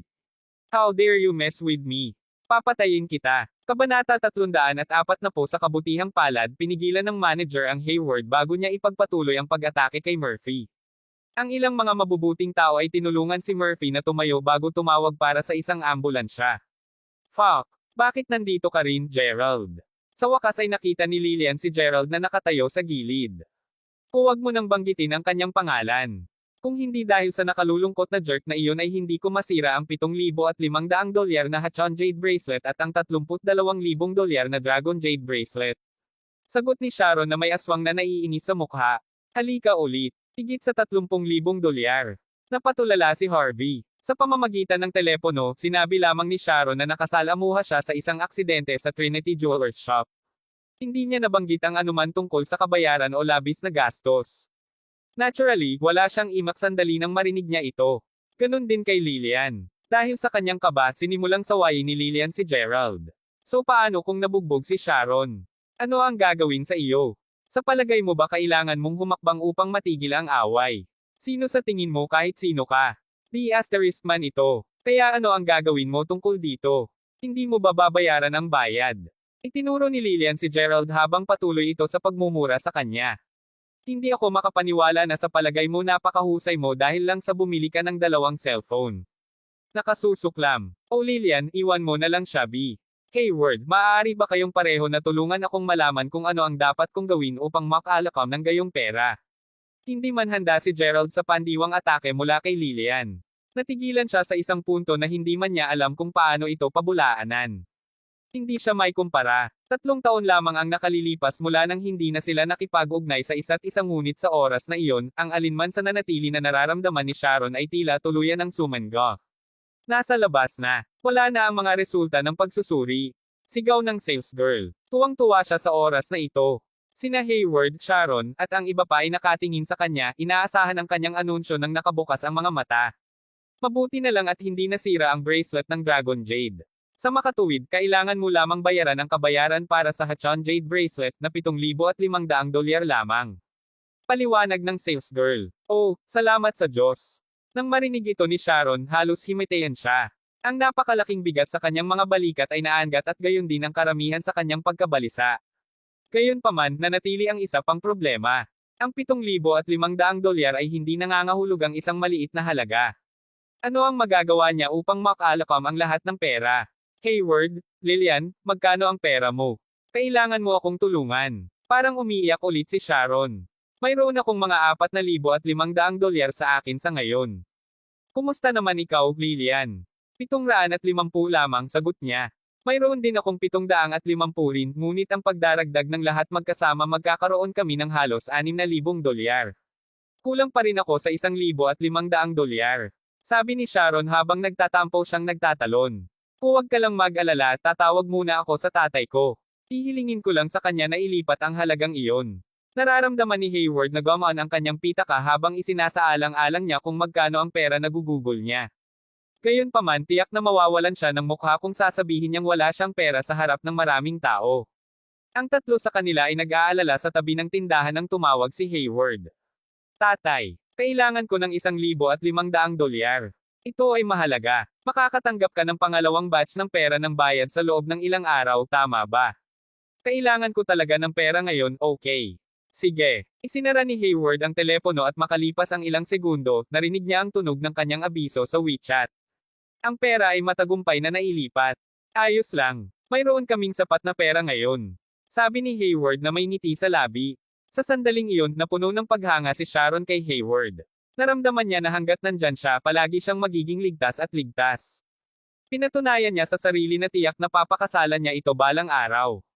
Si Lillian naman, nakaramdam ng bahagyang hindi mapalagay na panonood kay Hayward na gumastos ng $6,000 kay Sharon. Ang kanyang paninibugo ay ginagarantiyahan bilang kung sino ang hindi makaramdam ng ganoong paligid ng isang napakahusay na tao. Nagsasalita ng aling boss, maaari mo ba akong bigyan ng sirang bracelet? Pagkatapos ng ilang pag-aayos, posibleng maisusuot pa rin ito. Sabi ni Hayward sa manager. Oo naman, bakit hindi? Umiling ang manager pagkatapos ay may isang ngiting wry sa kanyang mukha. Pagkatapos ay kinuha ni Hayward at ang iba pa ang sirang bracelet na jade mula sa kahon nito at sinuri ito upang makita kung maaari pa rin itong ayusin. Habang nangyayari ito, muling nagpakita ang sales girl, sa oras na ito ay may dalawa, bago, magandang nakabalot na mga kahon. Humihingi ako ng paumanhin para sa paghihintay ko sa iyo ng matagal, G. Crawford. Parehong nakapak na mabuti ang parehong mga braso ng jade ngayon. Magalang na sabi ng sales girl habang ipinapasa kay Gerald ang mga kahon. Salamat, sagot ni Gerald habang tumango at kinuha ang mga kahon sa mga kamay nito.